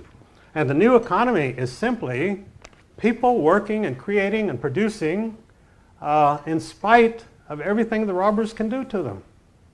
Everything that's accomplished in this country is accomplished in spite of the foundations, in spite of the bankers. People have to work harder to pay the interest, but they do that. They rise to the challenge. At some point, the people will have to make themselves recognized, and they're doing this through the internet. The big question mark is the internet, and that's why Washington has been making frantic efforts to control the internet. My name is Robert Sepehr. I'm an anthropologist. You can find my published books on Amazon. They make a great gift. Thank you to those who support me on Patreon. There should be a link below. Kindly share this video if you found it informative, and please hit the like button. Don't forget to subscribe and click on the notification bell to receive updates. I look forward to reading your thoughts in the comment section. Have a wonderful weekend, and I hope to see you again soon. Samodevas are woodland fairies found in South Slavic folklore and mythology. The word Samodeva has very old Indo-European or Aryan roots, meaning divinity or wild, and in some interpretations pure or virgin. They are commonly depicted as ethereal maidens with long hair and in some cases wings, typically dressed in free-flowing, feathered white gowns, which give them the power of flight. Samodevas are often described as blonde, tall, slender women with pale, glowing skin and fiery eyes. According to folklore, Samodevas can live inside trees, abandoned shacks, dark caves, or near rivers, ponds, and wells. In Macedonian folklore, they were said to inhabit oak or willow trees, and in Romanian mythology, they are known as Aeli, described as similar to fairies with great seductive power over men, and magic skills and attributes similar to nymphs found in Greek mythology, sometimes reported to have been seen bathing in the springs or at crossroads. Much like the villa in Slavic folklore, the Samodeva's power is believed to come mostly from her long, usually blonde hair, which is historically a sign of a vow of chastity. Another important aspect of the myths surrounding Samodevas is their dance.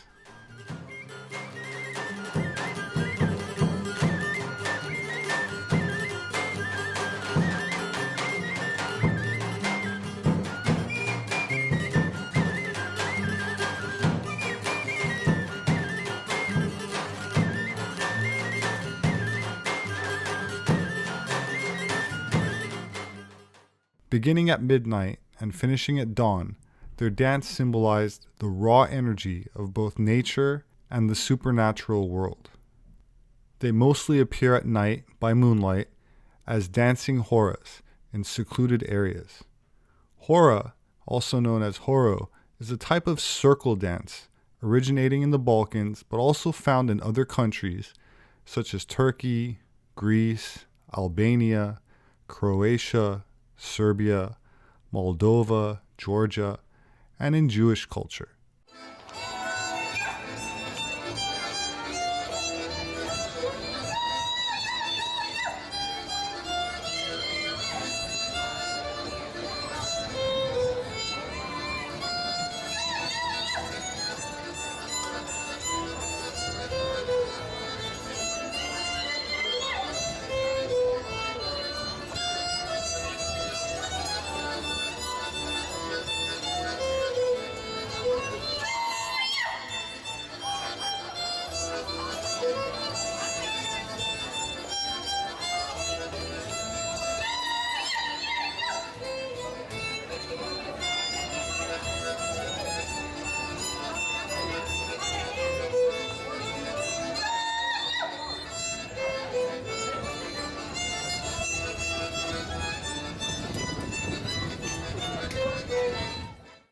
The course of the seasons are symbolically portrayed in the dance, and so we often see the attributes of spring flowers and circular movement, usually counterclockwise.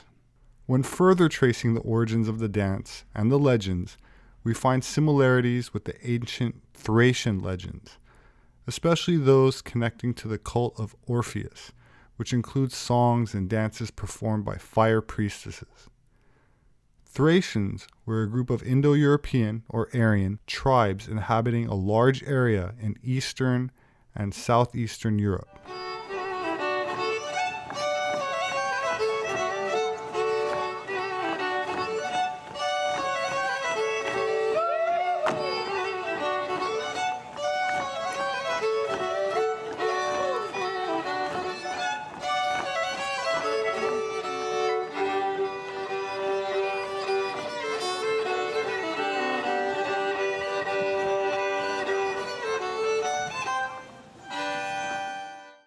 The first historical record of the Thracians is found in the Iliad, where they are described as allies of the Trojans and in the Trojan War against the ancient Greeks. In Greek mythology, Thrax, where we get Thrace, was regarded as one of the sons of the god Ares. According to Euripides, Thrax was one of the names of Ares himself and was regarded as the patron of Thrace, where his golden shield was kept in a temple. The origins of the Thracians remain obscure, as there's a lack of written record, but it's generally accepted that they came about by a mixture of the indigenous people and Indo-European followers of Ares into Europe from the time of Proto-Indo-European or Aryan expansion in the early Bronze Age, around 1500 BC, a time of sudden, rapid climate change and, in many cases, cataclysms.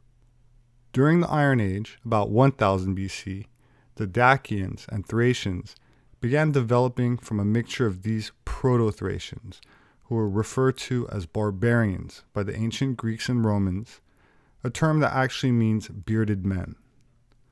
Plato, in his Republic, groups them with the Scythians, calling them extravagant and high-spirited, and in his Laws, groups them with the Celts, ancient Persians, Iberians, and Carthaginians. Their language and cultural influence was highly reduced and altered due to repeated invasions into the Balkans, accompanied by Hellenization, Romanization, and Slavicization. However, the Thracians did not entirely disappear until about the 4th century, when the worship of their Thracian gods and cycles of nature was replaced by Christianity.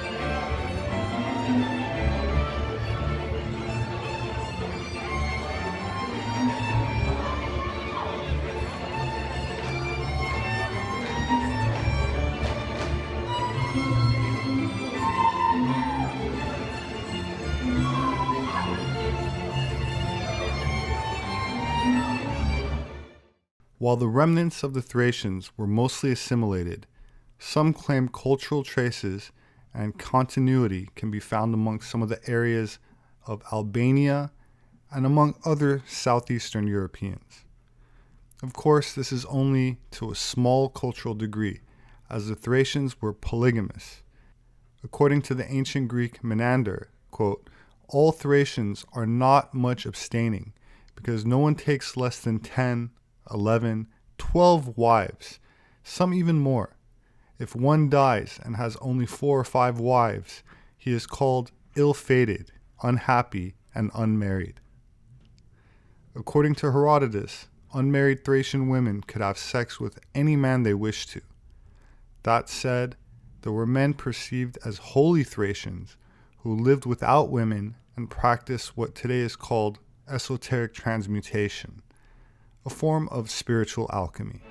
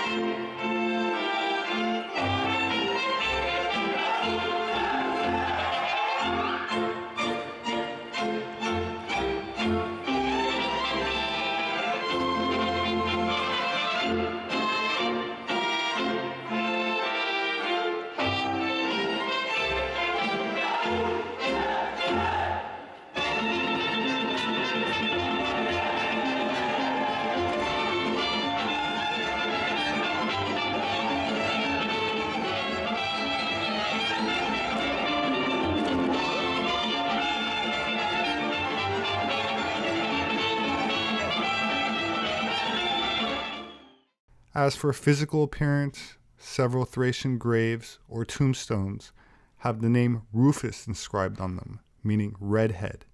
And ancient Greek writers also described the Thracians as blue-eyed and red-haired. Ancient authors also described the Scythians from ancient Iran as red-haired, which becomes interesting when we consider the phenotype of Genghis Khan, leader of the Mongols, as described as having red hair and green eyes, who some believe came from the Scythians, and none other than the Islamic prophet Muhammad also famously having red hair, a universally accepted fact in most mosques and reinforced by the tradition of many Muslims around the world still dyeing their beards with red henna. As I mentioned earlier, the Latin word for beard is barba, and the description of barbarous means and implies red beard. The Latin alphabet is derived from the Etruscan and Greek alphabets, and ultimately from the Phoenician alphabet. Phoenicia comes from the Greek word phoinos, meaning red, which incidentally is the color attributed to the tribe of Dan. This brings us back to the Somadiva, nymph of the Slavic folklore, where it has been said that the Somadiva were daughters of the Thracian goddess Bendis, who is often associated with the Greek goddess Artemis, protectress of nature.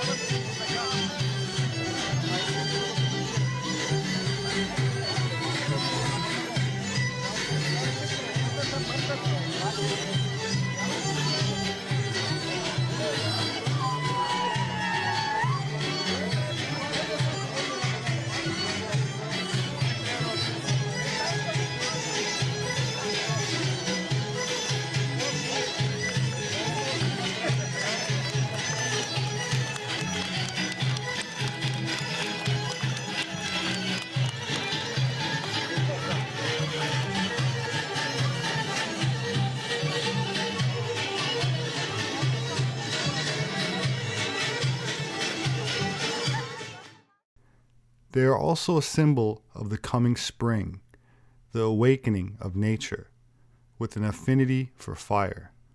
In astrology, the sun moves to the sign of Aries in late March, and the astrological year begins with spring, ruled by the planet Mars, whose color is red, also known as Aries, represented by the ram.